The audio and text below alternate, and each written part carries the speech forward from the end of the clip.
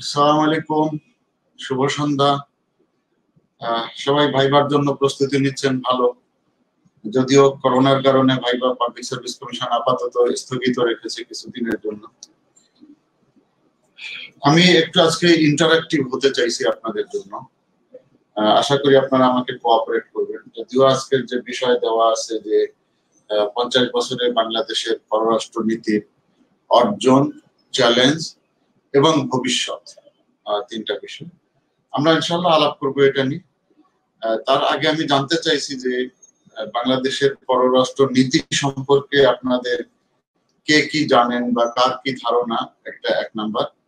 দুই নাম্বার হলো যে পররাষ্ট্র নীতি এই 50 বছরে কতটুকুন সাকসেসফুল, কতটুকুন অর্জন আপনারা কে কি মনে করছেন, বা আমাদের সামনে চ্যালেঞ্জ কি আছে বলে আপনারা মনে করছেন পররাষ্ট্র নীতি বাস্তবায়নের ক্ষেত্রে। দয়া করে আপনারা যদি একটু কমেন্ট করেন, আমি আপনাদের কমেন্টটা দেখতে চাইছি এখন, যে আপনারা পররাষ্ট্র নীতি বলতে কি বুঝেন এবং বাংলাদেশের পররাষ্ট্র নীতির 50 বছরে এসে আপনাদের কি মূল্যায়ন, যে বাংলাদেশের পররাষ্ট্র নীতি এতটুকুন সাকসেসফুল বা এতটুকুন সাকসেসফুল না, এই কারণে আপনারা কে কি মনে করছেন একটু দয়া করে আমাকে যদি লেখেন। ফারিয়া, ওয়ালাইকুম সালাম। জি, আমি ভালো আছি আলহামদুলিল্লাহ। আপনারা আশা করছি সবাই ভালো আছেন, যেহেতু আমার সাথে আছেন এখন, বা আমি আপনাদের সাথে আছি। আশা করছি সবাই সুস্থ ভালো আছেন, চাইও সেটা। সবুজ, ওয়ালাইকুম। ভাই আপনারা একটু যদি কমেন্ট করেন আমার জন্য সুবিধা হতো, যে আপনাদের ধারণা কি পররাষ্ট্র নীতি সম্পর্কে। এবং আমি সবসময় দেখি যে আমরা যখন শুরুর দিকে আলাপ করি, অনেকে পরে এসে জয়েন করে এবং এই শুরুর দিকের জিনিসগুলোকে আবার প্রশ্ন করা শুরু করে। সো আজকে আমি আপনাদের সাথে আগেই জানতে চাচ্ছি যে আপনারা কে কি মনে করছেন, আমাকে দয়া করে একটু বলেন। এই পররাষ্ট্র নীতির বিষয়টাতে আপনাদের ধারণা কি, বাংলাদেশের পররাষ্ট্র নীতি।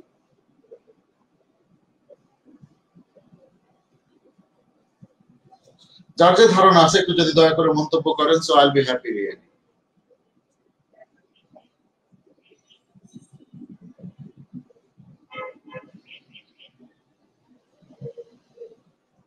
কারোর কোনো ধারণাই না কি, না কেউ বলতে চাচ্ছেন না ভাই কোনটা?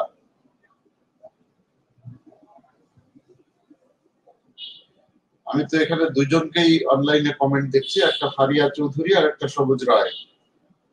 দুজনকেই আমি অনলাইনে কমেন্ট করতে দেখছি। আমি জানি না আসলে কতজন অনলাইন আছেন এখন আমার সাথে, বা আপনাদের সাথে আমি কতজনের সাথে আছি এই মুহূর্তে, আমি ঠিক বুঝতে পারছি না। আচ্ছা, কেউ বোধহয় বলতে চাচ্ছেন না, বা কোথাও সংকোচ আছে, আমি জানি না। ঠিক আছে, আমি দেখি একটু আলাপ করি। বাংলাদেশের পররাষ্ট্র নীতি, প্রথম আমরা দেখতে চাইবো যে পররাষ্ট্র নীতি বলতে আমরা কি বুঝি, পররাষ্ট্রনীতির উদ্দেশ্য কি এবং ভিশন কি, এই তিনটা জিনিস দেখে তারপরে আমরা দেখতে চাইবো যে বাংলাদেশ এই ডেফিনেশন বা তার যে উদ্দেশ্য সেইগুলো কতটুকু এ পর্যন্ত অ্যাচিভ করতে পেরেছে। আচ্ছা, রিপন বিশ্বাস, আমরা 54 জন আছি অনলাইনে বলেছেন। সংবিধানের 25 অনুচ্ছেদে বলা আছে। মেহেদী হাসান, হ্যাঁ ভাই সেটা তো আছে, তাই কিছু বলতেও পারছি না। শফিক, কারোর সাথে শত্রুতা নয়, সবার সাথে বন্ধুত্ব, এটা পররাষ্ট্র নীতি না, এটা হলো পররাষ্ট্র নীতির থিম আমরা বলতে পারি। জাতির জনক যেটা বলে গিয়েছিলেন সেটা পররাষ্ট্র নীতির মূল ভিত্তি বা মূল অংশ, মূল থিম যেটা। আমি বলতে চাই আর্টিকেল 25 বা এটা না, আমি বলতে চাচ্ছি যে বাংলাদেশের পররাষ্ট্র নীতিতে এই 25 বছরে আপনারা কি মনে করেন যে কত দূর অগ্রসর হয়েছে 1971 সেই 26শে মার্চ থেকে, বা কত দূর অগ্রসর হওয়া উচিত ছিল বলে মনে করছেন আপনারা, সেই জায়গাটা আমি শুধু জানতে চাচ্ছিলাম। ফয়সাল আহমেদ সজীব, কারোর সাথে শত্রুতা নয় যেটা ভাই, এটা পররাষ্ট্র নীতি ঠিক না। পররাষ্ট্র নীতি হলো বাংলাদেশের সংবিধানের আর্টিকেল 25। আর আপনি যেটা বলছেন কারোর সাথে শত্রুতা নয়, সবার সাথে বন্ধুত্ব, এটা জাতির জনকের দেওয়া থিম। এই থিমের উপরে ভিত্তি করেই পররাষ্ট্র নীতি প্রণীত হয়েছে, বা সংবিধানে পররাষ্ট্র নীতির বিষয়টা এখানে নিয়ে আসা হয়েছে।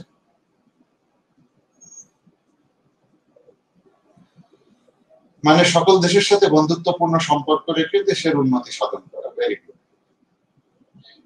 আমরা পারছি কিনা সেটা আপনারা কে কি মনে করছেন যে আমরা এই 50 বছর পার হয়ে আসলাম, এই 50 বছরে আমরা আমাদের পররাষ্ট্র নীতিকে কতদূর বাস্তবায়ন করতে পেরেছি? একটা দেশের জন্য 50 বছর অনেক বেশি সময় না। সেই চিন্তা করে আমরা কতদূর মনে করছি যে এতদূর আসতে পেরেছি বা পারি নাই সেটা। এনিওয়ে ঠিক আছে, আমরা মোটামুটি আলাপ করা শুরু করি, দেখি তারপরে যখন সময় আসবে আমরা আলোচনাটা শেষ করে ইনশাআল্লাহ তখন আপনাদের প্রশ্ন নেওয়া শুরু করবো। আল্লাহ চাইলে ঠিক আছে ইনশাআল্লাহ। দেখেন, পররাষ্ট্র নীতি বলতে যদি আমরা বুঝি তাহলে যে তার ডেফিনেশনগত দিক থেকে আসলে যে একটা সার্বভৌম রাষ্ট্রের অন্য একটা সার্বভৌম রাষ্ট্রের সাথে ইন্টারঅ্যাকশন, যেটা তাদের সাথে কিভাবে বিহেভ করা হবে, তাদের সাথে ইন্টারঅ্যাকশন বা মিথস্ক্রিয়াটা কি হবে, আমি কার সাথে কিরকম ব্যবহার করব। নিঃসন্দেহে আন্তর্জাতিক অঙ্গনে সবাই আমার একরকম বন্ধু হবে না। আমাদের থিম সেটাই যে আমরা সবার সাথে বন্ধুত্ব নিয়ে চলবো, কিন্তু সবাই নিশ্চয়ই একই রকমের বন্ধু হবে না। বিভিন্ন জনের সাথে বন্ধুত্বের লেভেল বিভিন্ন রকম, বন্ধুত্বের লেনদেন বিভিন্ন রকম হবে বলেই আমরা বুঝেই নিতে পারি বা ধরে নিতে পারি। সাধারণত এটাই হবে, এটাই নিয়ম। সো সেই যে মিথস্ক্রিয়া, কিভাবে আমি একজন আর একজনের সাথে ইন্টারঅ্যাক্ট করবো, সেটার যে নীতি, সেটা পররাষ্ট্র নীতি।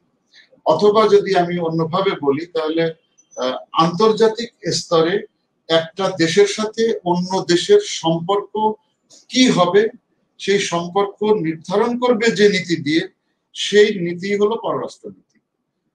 সম্পর্ক আমার ভারতের সাথে এক ধরনের সম্পর্ক হতে পারে, যেহেতু সে আমার একদম সবচেয়ে নিকট প্রতিবেশী, স্বাধীনতা যুদ্ধে তার যথেষ্ট অবদান রয়ে গেছে, তাদের কারণে আমরা দ্রুত স্বাধীনতা পেয়েছি। তো তাদের সাথে এটা তো গেল একটা। তাছাড়া আমার 3 দিক দিয়ে ভারত, সেটা একটা বড় জিনিস। ভারত একটা বিশাল দেশ, পৃথিবীতে তাদের একটা বড় অবদান আছে। সো তাদের সাথে আমাদের সম্পর্ক এক ধরনের হবে। আবার যদি একটু দূরে চলে যাই, ধরেন সৌদি আরব, তাদের সাথে আমাদের যে সম্পর্ক হবে সেটা ধর্মীয় বিষয়কে আমরা সবসময় নিয়ে আসবো না, যদিও পররাষ্ট্র নীতিতে এক সময় জিয়াউর রহমান থাকতে 80-র দশকে সেটাকে একটা প্রয়োজনে আনা হয়েছিল সংবিধানের 25(2) আর্টিকেল ইনসার্ট করে। বাট যখন গালফ কান্ট্রি গুলো আসে তখন আমাদের সেখানে বড় সম্পর্কের বিষয়টা দাঁড়ায় অর্থনৈতিক সম্পর্ক। তার মানে আমার যে ওয়ার্কার আছে, শ্রমিক যাদেরকে বলছি আমরা, এক্সপ্যাট্রিয়েট, তাদের সবচেয়ে বড় অংশ সৌদি আরবে তাদের বসবাস বা কার্যক্ষেত্র, তাদের সবচেয়ে বেশি পৃথিবীতে আমরা রেমিটেন্স পাই সৌদি আরব থেকে। তো তাদের সাথে সেই আঙ্গিকে আমাদের ব্যবহার হবে।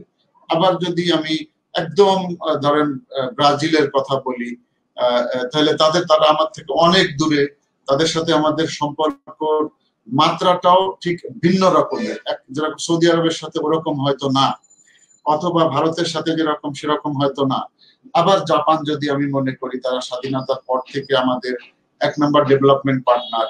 তো তাদের সাথে আমাদের যে উষ্ণতার সম্পর্ক, আমাদের স্বাধীনতা সমর্থন দেওয়া, স্বাধীনতা পরবর্তী সময়ে আমাদের উন্নয়নের সব ধরনের সহযোগিতা দেওয়া, এইড থেকে শুরু করে সব ধরনের বিষয়ে। সুতরাং তাদের সাথে যে সম্পর্ক, সেটা এক ধরনের সম্পর্ক হবে। এই সম্পর্ক কোন দেশের সাথে কেমন হবে, সেটার যে নীতি, সেটা হলো পররাষ্ট্র নীতি। অথবা আমরা যদি অন্যভাবেও বলতে পারি যে আমার নিজের দেশের বা নিজস্ব যে স্বাধীনতা, সেটা রক্ষা এবং দেশের সার্বিক উন্নয়নকে নিশ্চিত করার জন্য বিশ্বের অন্যান্য দেশের সাথে যে সার্বিক সম্পর্ক স্থাপন এবং যোগাযোগের জন্য যে পথ, সেই পথ বা কৌশল অবলম্বন করার নীতি হলো পররাষ্ট্র নীতি। এটা আর একটা আমরা বিষয়, যে এক হলো যে সম্পর্কের স্থাপন এবং তাদের সাথে যোগাযোগ। কারণ সম্পর্ক তৈরি হওয়ার পরে যদি যোগাযোগ না থাকে, তো সেই সম্পর্ক থাকেও না। আমরা আমাদের ব্যক্তি জীবনেও সেটা দেখতে পাই যে অনেক সময় আপন লোক মানুষের পর হয়ে যেতে পারে যদি যোগাযোগ না থাকে। তো সেরকম একটা বিষয় সেখানে চলে আসে। আচ্ছা, কিছু মন্তব্য আমি দেখছি এখানে। আচ্ছা, আরেকটা ডেফিনেশন আমরা বলতে পারি যে অটো ভ্যান বিসমার্ক, যিনি প্রুশিয়ার চ্যান্সেলর ছিলেন, জার্মানিকে একত্রিত করেছিলেন, ভালো বড় মানে একজন দার্শনিক ছিলেন, ডিপ্লোম্যাট ছিলেন, পলিটিশিয়ান ছিলেন। উনি একটা সবচেয়ে সংক্ষেপে ভালো ডেফিনেশন পররাষ্ট্র নীতির ব্যাপারে উনি দিয়েছেন যে the extension of domestic policy is foreign policy. তার মানে আমার দেশের ভিতরে প্রত্যেকটা ক্ষেত্রে যে পলিসি নেওয়া হয়, নীতি নেওয়া হয়, সেটারই বহিঃপ্রকাশ ঘটে আমার পররাষ্ট্র নীতিতে এসে। কারণ আমার ঝুড়িতে যা আছে আমি তো বিক্রি করব, সেটাই পররাষ্ট্র নীতির মূল উদ্দেশ্য হলো যে আমার জিনিসকে বাইরে বিক্রি করা। সেটা আমার বিক্রি করা মানে উপলব্ধি, সেটা ব্যবসা হতে পারে, সামাজিক বিষয় হতে পারে, সম্পর্কের বিষয়, অনেক যে কোনো বিষয়। বিক্রি মানে শুধু যে ট্রেড, নট নেসেসারিলি। আমার যে ভিতরের অবস্থা সেটাকে বাইরে তুলে ধরা, সুন্দর করে মানুষের কাছে নিয়ে আসা, সেটাই হলো পররাষ্ট্র নীতি, যেটা অটো ভ্যান বিসমার্ক বলেছেন। আচ্ছা, এর ভিতরে কিছু মন্তব্য আমি দেখতে পাচ্ছি, দেখি একটু। ফয়সাল আহমেদ সজীব, অর্থনৈতিক উন্নয়ন হয়েছে, শিক্ষার উন্নয়ন হয়েছে, বিদ্যুৎ খাতে উন্নয়ন হয়েছে, আমাদের প্রায় জাতিসংঘের সদস্যভুক্ত সকল দেশের সাথে কূটনৈতিক সম্পর্ক হয়েছে, বাণিজ্যিক সম্পর্ক রয়েছে। ওয়ান্ডারফুল ফয়সাল, আপনি তো সবই বলে দিচ্ছেন ভাই। দেন মিলি শিমুল খান বলছেন রোহিঙ্গা ইস্যুতে রাশিয়া কেন মিয়ানমারকে সমর্থন করছে একটু বলবেন। মিলি, এই বিষয়গুলো আমরা পরে আলাপ করতে চাই। এখনই প্রশ্নোত্তর পর্বে যদি যাই তাহলে আমার মূল আলোচনাটা শেষ হবে না। আপনারা প্রশ্ন পরে করেন দয়া করে। আমি জানতে চেয়েছিলাম যে আপনারা পররাষ্ট্র মন্ত্রণালয়ের বা পররাষ্ট্র ফরেন পলিসির যে অ্যাচিভমেন্ট কি কতটুকু হয়েছে বলে কি মনে করছেন। আমি প্রশ্ন এই মুহূর্তে ইনভাইট করছি না ভাই, আই এম সরি, আপনি পরে প্রশ্ন করেন কেমন।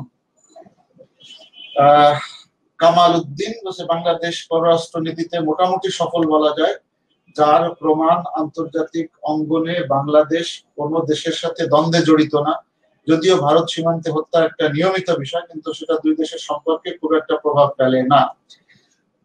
সত্য কথা বলেছেন যে আমাদের সম্পর্কের বিষয়টা পররাষ্ট্র নীতি বা ইন্টারন্যাশনাল রিলেশনটা সম্পর্কের বিষয়কেই মিন করা হয়। দেন এখানে কামাল উদ্দিন আর একটা কথা বলেছেন যে সফল পররাষ্ট্র নীতির ফল হিসেবেই বাংলাদেশ অর্থনৈতিকভাবে দিন দিন এগিয়ে যাচ্ছে, রেমিটেন্স, বৈদেশিক মুদ্রার রিজার্ভ ইত্যাদি উল্লেখযোগ্য হারে বাড়ছে। ভেরি গুড, এতে অনেক সফলতা আপনারাই বলছেন। সুতরাং কোন লোক যখন বলে যে বাংলাদেশের পররাষ্ট্র নীতি ব্যর্থ, নতজানকর পররাষ্ট্র নীতি, তো আমার তখন মনে হয় যে এই মানুষগুলোর পররাষ্ট্র নীতি এবং তার ইমপ্লিমেন্টেশন ক্ষেত্র কিভাবে কাজ করে এগুলো সম্পর্কে হয়তো ধারণার স্বল্পতা রয়ে গেছে বলে আমার কাছে মনে হয়। তো ঠিক আছে, আলহামদুলিল্লাহ, অনেক ভালো মতামত এসেছে আপনাদের এখানে। তো একটা দেখেন যে আমি কিছু ডেফিনেশন আপনাদেরকে দেওয়ার চেষ্টা করলাম যে পররাষ্ট্র নীতির ডেফিনেশন কি হতে পারে।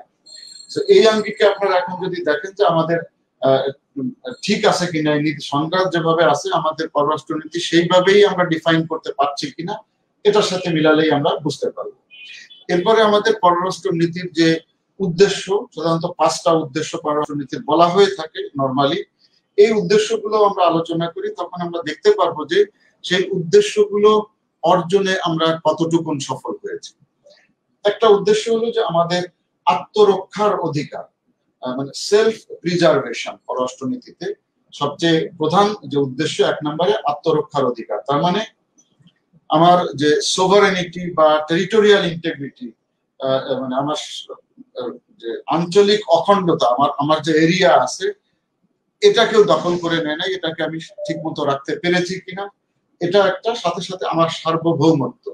আপনারা লিখিত পরীক্ষার সময় সার্বভৌমত্ব কাকে বলে এগুলা পড়েছেন, যেখানে ম্যাকিয়াভেলি সহ অ্যারিস্টটল, ম্যাকিয়াভেলি, উড্রো উইলসন বিভিন্ন জনের ডেফিনেশন আপনারা সার্বভৌমত্বের ক্ষেত্রে পড়েছেন, ব্যাখ্যাও দেখেছেন।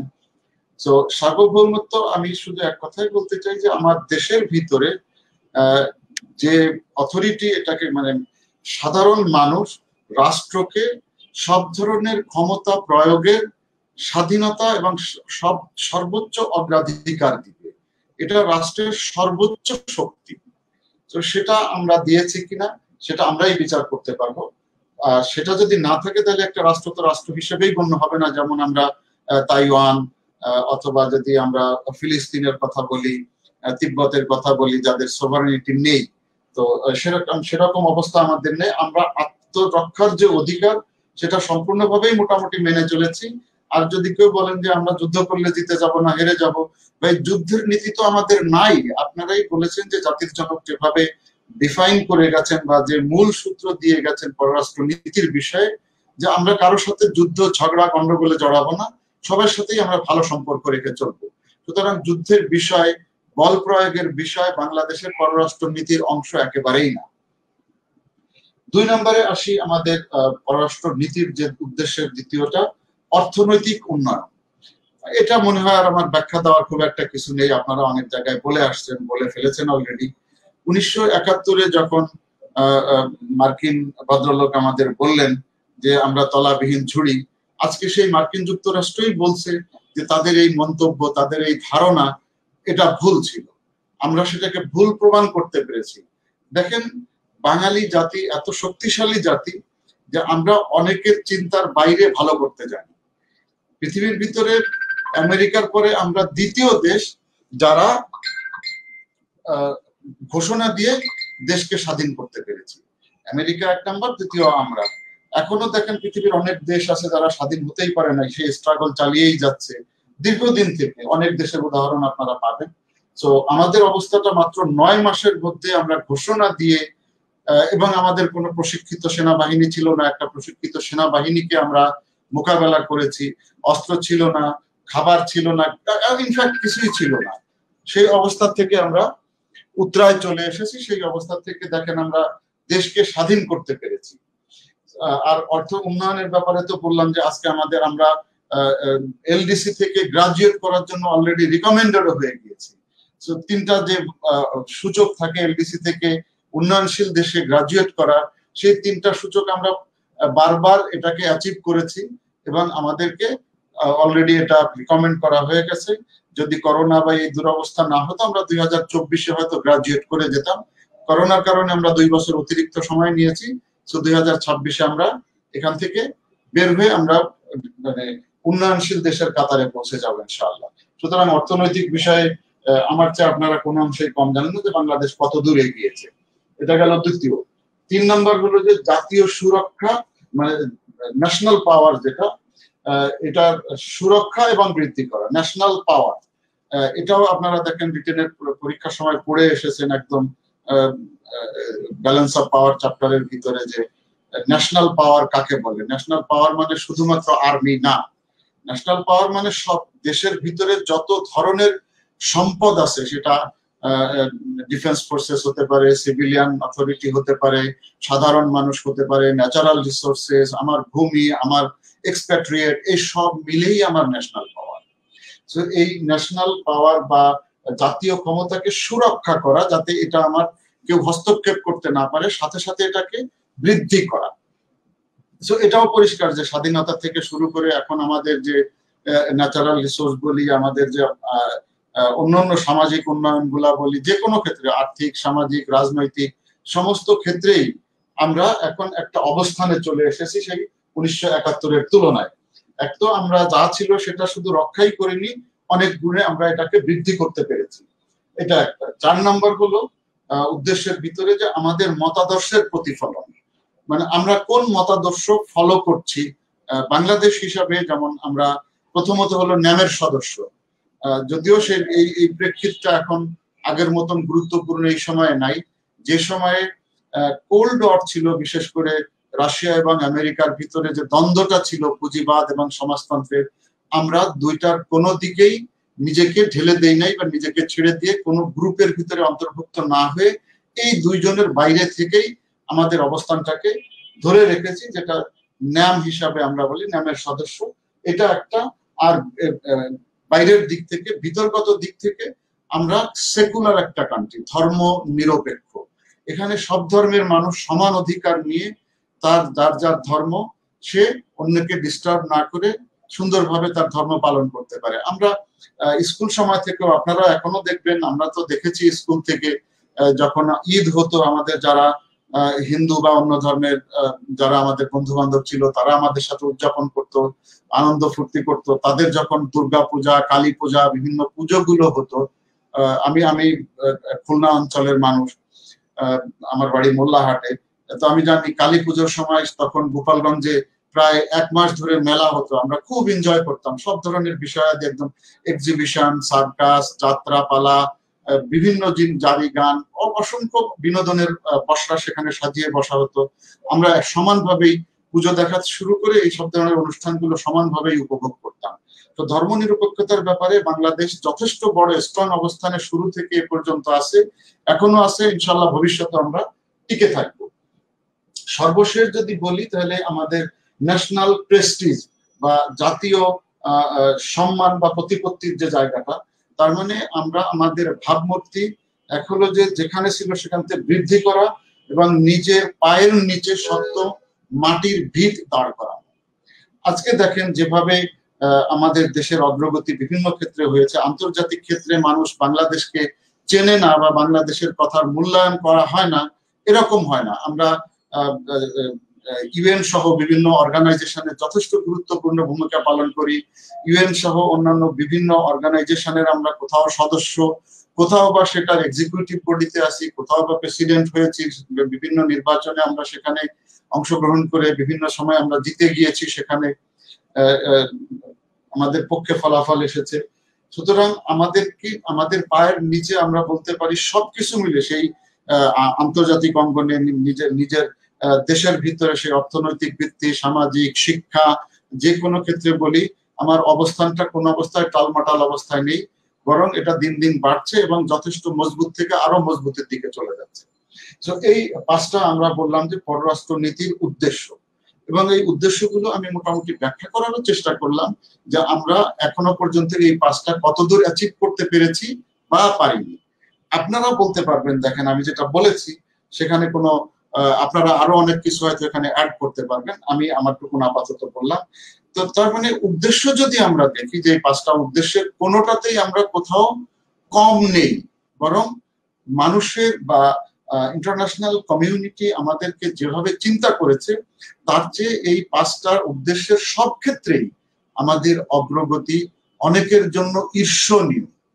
ইভেন আপনারা বলছেন রিজার্ভের কথা, দেখেন আমি কিছুদিন আগে একটা রিপোর্টে দেখছিলাম যে সেই পাকিস্তানিরা যাদের বিরুদ্ধে আমাদের যুদ্ধ করে স্বাধীন হতে হয়েছিল, thanks to God and thanks to the friends যারা আমাদেরকে হেল্প করেছে সেই সময়, পাকিস্তানের আমি দেখলাম যে তাদের মাত্র 6 বিলিয়ন রিজার্ভ, অথচ পাকিস্তান আমাদের চেয়ে অনেক বড় দেশ।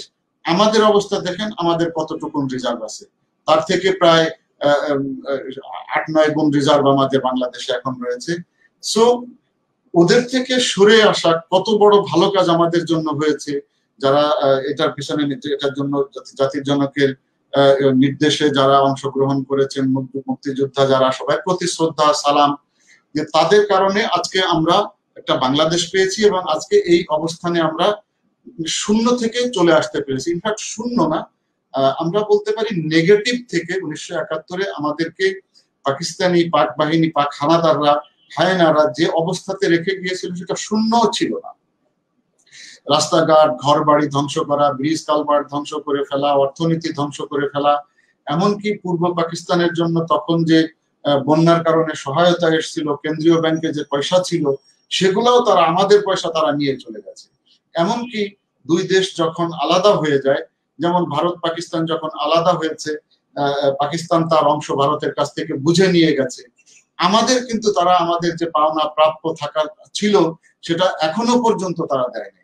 সুতরাং আমরা সেই সেন্সে বলতে পারি যে একটা নেগেটিভ দেশ থেকে, নেগেটিভ অবস্থা থেকে দেশে আজকে শুধু পজিটিভ না, মানে রকেটের গতিতে বাংলাদেশের সব দিকের উন্নয়নগুলো বেড়েই চলেছে, এগিয়ে চলেছে।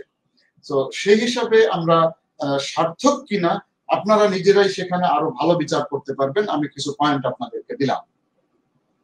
যেমন পররাষ্ট্র নীতির যে দর্শন আছে 3টা অংশ, একটা হলো আন্তর্জাতিক, একটা রিজিওনাল, একটা নিজের ঘর।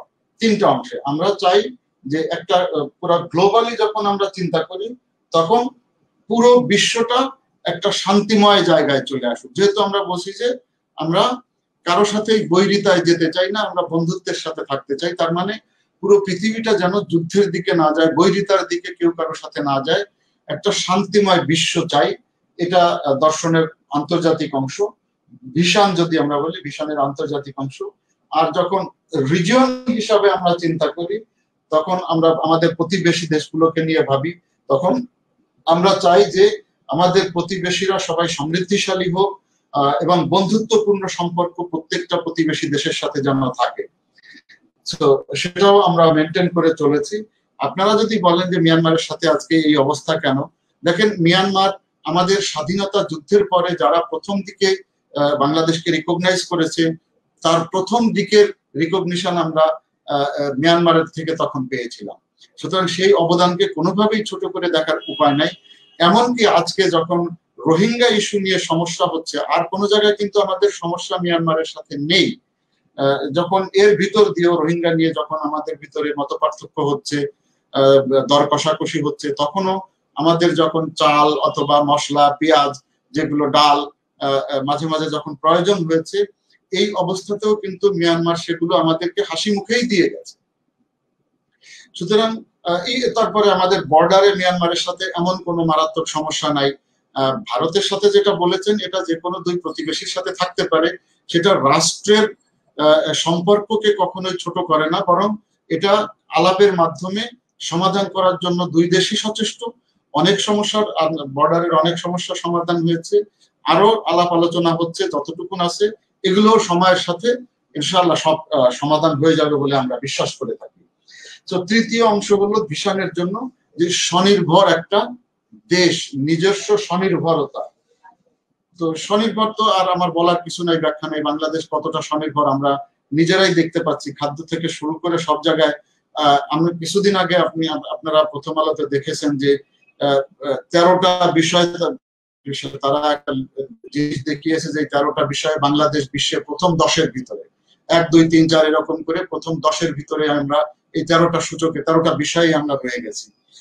তার মানে দর্শন হিসাবে আমরা বললাম যে একটা শান্তিময় বিশ্ব, সমৃদ্ধ এবং বন্ধুত্বপূর্ণ প্রতিবেশী এবং স্বনির্ভর দেশ গঠন, এটা হলো পররাষ্ট্র নীতির ভিশন। সো উদ্দেশ্যের ক্ষেত্রে আমরা দেখলাম যে সবগুলো উদ্দেশ্যই আমরা সাকসেসফুলি অ্যাচিভ করেছি। সাথে সাথে দর্শন যদি দেখি, যে আমাদের পররাষ্ট্র নীতির দর্শনের সাথে আমাদের কার্যকলাপ বা আমাদের যে চিন্তা ভাবনা, আমাদের যে দর্শন, আমাদের যে অগ্রগতি, সেটা পুরোপুরি মিলে যায়। এই পর্যন্ত যদি আমরা বলি, তাহলে নিঃসন্দেহে এটা বলাটা অত্যুক্ত হবে না, অতিরিক্ত হবে না, যে আমাদের অর্জন যথেষ্ট এবং পররাষ্ট্র নীতির যে ব্যবহার বা পররাষ্ট্র নীতির যে অ্যাচিভমেন্ট, সেটা সাকসেসফুল খুব সহজেই আমরা বলে ফেলতে পারি। ছোটখাটো দুই একটা বিষয় সারা পৃথিবীতে সব জায়গায় আছে, যাদেরকে আমরা উন্নত দেশ হিসাবে বলি, তাদের ভিতরে আমাদের চেয়ে অনেক ক্ষেত্রে বেশিই আছে। আমরা দেখলাম যেমন ব্রেক্সিট হতে গিয়ে আয়ারল্যান্ডের কারণে ব্রিটিশের 2 জন প্রধানমন্ত্রীকে পতন হতে হয়েছে, এবং প্রায় নো ডিল ব্রেক্সিটে চলে যেতে হচ্ছিল। সেটা একদম শেষ দিনে গিয়ে অলমোস্ট তারা একটা ট্রেড অ্যান্ড কোঅপারেশন চুক্তি ইউ এবং ইউরোপ ব্রিটেনের ভিতরে সই করতে পেরেছে একদম শেষ দিকে গিয়ে, অনেক নেগোসিয়েশনের ফলে। সো আমি উন্নত দেশের উদাহরণ দিতে গিয়ে বললাম, সেই হিসাবে আমার প্রতিবেশীদের দেশগুলোর সাথে অনেক বেশি কোঅপারেশন আছে, বিভিন্ন ক্ষেত্রে কোঅপারেশন রয়ে গেছে। ভারত এবং মিয়ানমারের কথা বললাম, যে স্বাধীনতা যুদ্ধের সময় তাদের রিকগনিশন, সহায়তা আমরা যেভাবে পেয়েছি, এটা কোনো অংশে কোনোভাবে কম করে দেখার কোনো দিনই আমাদের সুযোগ হবে না। আমরা এই জন্য তাদের কাছে সবসময় কৃতজ্ঞতা জ্ঞাপন করব এবং ধন্যবাদ দিয়েই যাব। এখন স্পেসিফিক যদি আমরা সময়কাল চিন্তা করে থাকি, যেমন স্বাধীনতার পরে জাতির জনক বঙ্গবন্ধুর সময়, একসময় উনি প্রাইম মিনিস্টার ছিলেন, আবার প্রেসিডেন্ট হলেন, মানে এই ওনার সময়কালটা 1975-এর 15ই আগস্ট পর্যন্ত, যতদিন দুর্বৃত্তরা ওনাকে অ্যাসাসিন করেছে, তার আগ পর্যন্ত ওনার সময়ের কতটুকুন সার্থকতা, সেটা আমরা একটু দু একটা জায়গায় দেখতে চেষ্টা করি। এর পরের অংশটাতে যদি বলি আমরা, তাহলে জিয়া রেজিমটাকে দেখতে পারি, সেই সময় আমরা কি অর্জন করতে পেরেছি সেটাও একটু দেখি। তারপরে আপনার এরশাদ রেজিম, তখন পররাষ্ট্র মন্ত্রণালয় বা পররাষ্ট্র নীতির কি অ্যাচিভমেন্ট, সেটাও একটু আমরা দেখার চেষ্টা করব। এরপরে যখন 91-এর পরে আমাদের দেশে আক্ষরিক অর্থে গণতন্ত্র আসছে, তখন বিএনপি 2 টার্ম ক্ষমতায় থেকেছে, তাদের সময় কতদূর অ্যাচিভমেন্ট করা সম্ভব হয়েছে, অ্যাচিভমেন্ট হয়েছে, এবং এখন মাননীয় প্রধানমন্ত্রীর নেতৃত্বে দীর্ঘদিন বাংলাদেশ পরিচালিত হচ্ছে, এখন আরো কত জায়গাতে আমাদের অ্যাচিভমেন্ট হয়েছে। এই জায়গাগুলো, টুকরো টুকরো বিষয়গুলো আমরা একটু দেখার চেষ্টা করব। এখন প্রথম আসছি আমরা জাতির জনকের সময়টাতে, যখন জাতির জনক তার আহ্বানে, তার নেতৃত্বে যখন বাংলাদেশ স্বাধীন হলো, দেখেন একটা দেশ যখন স্বাধীন হয়, স্বাধীন হওয়ার সাথে সাথে তাদের দুইটা বড় অবজেক্টিভ ইমিডিয়েটলি তাদের সামনে চলে আসে। একটা হলো যে সিকিউরিটি এবং ডেভেলপমেন্ট, এটা অ্যাচিভ করা, এটা অর্জন করা। কারণ সদ্য স্বাধীন একটা দেশে নিরাপত্তার একটা ঝুঁকি অনেক ক্ষেত্রে থেকেই যায়। অনেক দেশেই এটা দেখা গেছে যে ওই সময় আশেপাশ থেকে আরো বরং বিভিন্ন ধরনের ঝামেলা হয়ে থাকে। আমাদের ক্ষেত্রে সেটা তো হয়ই নাই, বরং আমরা ভারত এবং মিয়ানমার থেকে ওই সময় সহায়তা পেয়েছি। আমাদের নিরাপত্তার ক্ষেত্রে কোনো সমস্যা তখন হয় নাই। আর যদি উন্নয়নের কথা বলেন, আমি বললাম প্রথমেই যে নেগেটিভ ছিলাম, সেই অবস্থা থেকে জাতির জনক মানুষের মুখে খাবার দেওয়ার জন্য, মানুষের লেখাপড়া শেখানোর জন্য, অন্য দেশকে উন্নতির দিকে নিয়ে যাওয়ার জন্য ওনার অক্লান্ত পরিশ্রম আমরা কোনোদিনই ঋণ শোধ দিতে পারবে না এই জাতি।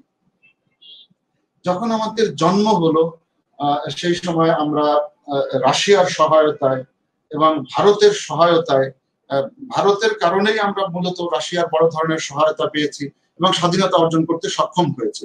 জাতিসংঘে যদি সেই দিন রাশিয়া যদি বা সোভিয়েত ইউনিয়ন যদি সিকিউরিটি কাউন্সিলের ওই প্রস্তাবে ভেটো না দিত, তাহলে হয়তো আমাদের স্বাধীন হওয়ার ইতিহাসটা আরো দীর্ঘায়িত হয়ে যেত, আরো রক্তাক্ত হয়ে যেতে পারতো, আরো কঠিন হয়ে যেতে পারতো।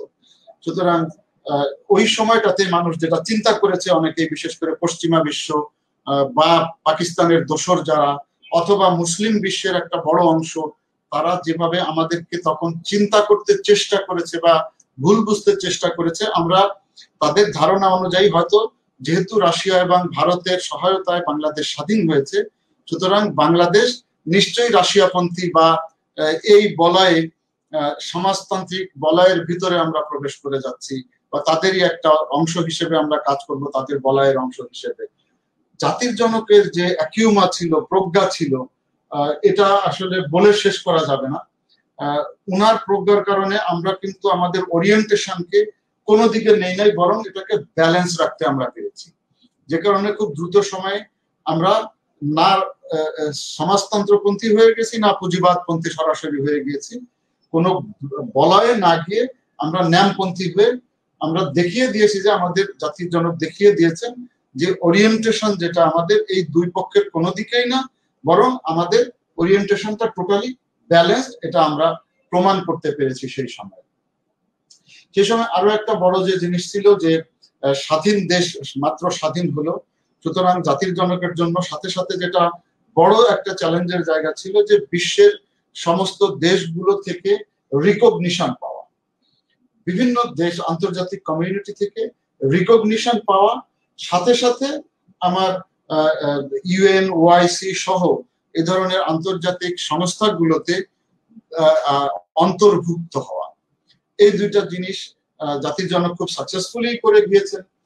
ওনার সময় আমরা দেখি যে বিশ্বের একটা বড় অংশের দেশ আমাদেরকে রিকগনাইজ করেছে, ইনক্লুডিং আমেরিকা, ইউরোপের বেশিরভাগ সব দেশগুলো মোটামুটি আমাদেরকে, আমাদের ফার ইস্টার্ন কান্ট্রি সবাই আমাদেরকে রিকগনাইজ করেছে। হাতে গোনা 2-4টা কান্ট্রি ছাড়া, যেমন চীন, সৌদি আরব, গালফের কয়েকটা কান্ট্রি বা লিবিয়া, এরা ছাড়া আমাদেরকে ইভেন জাতির জনকের জীবদ্দশায় পাকিস্তানও আমাদেরকে রিকগনাইজ করেছে।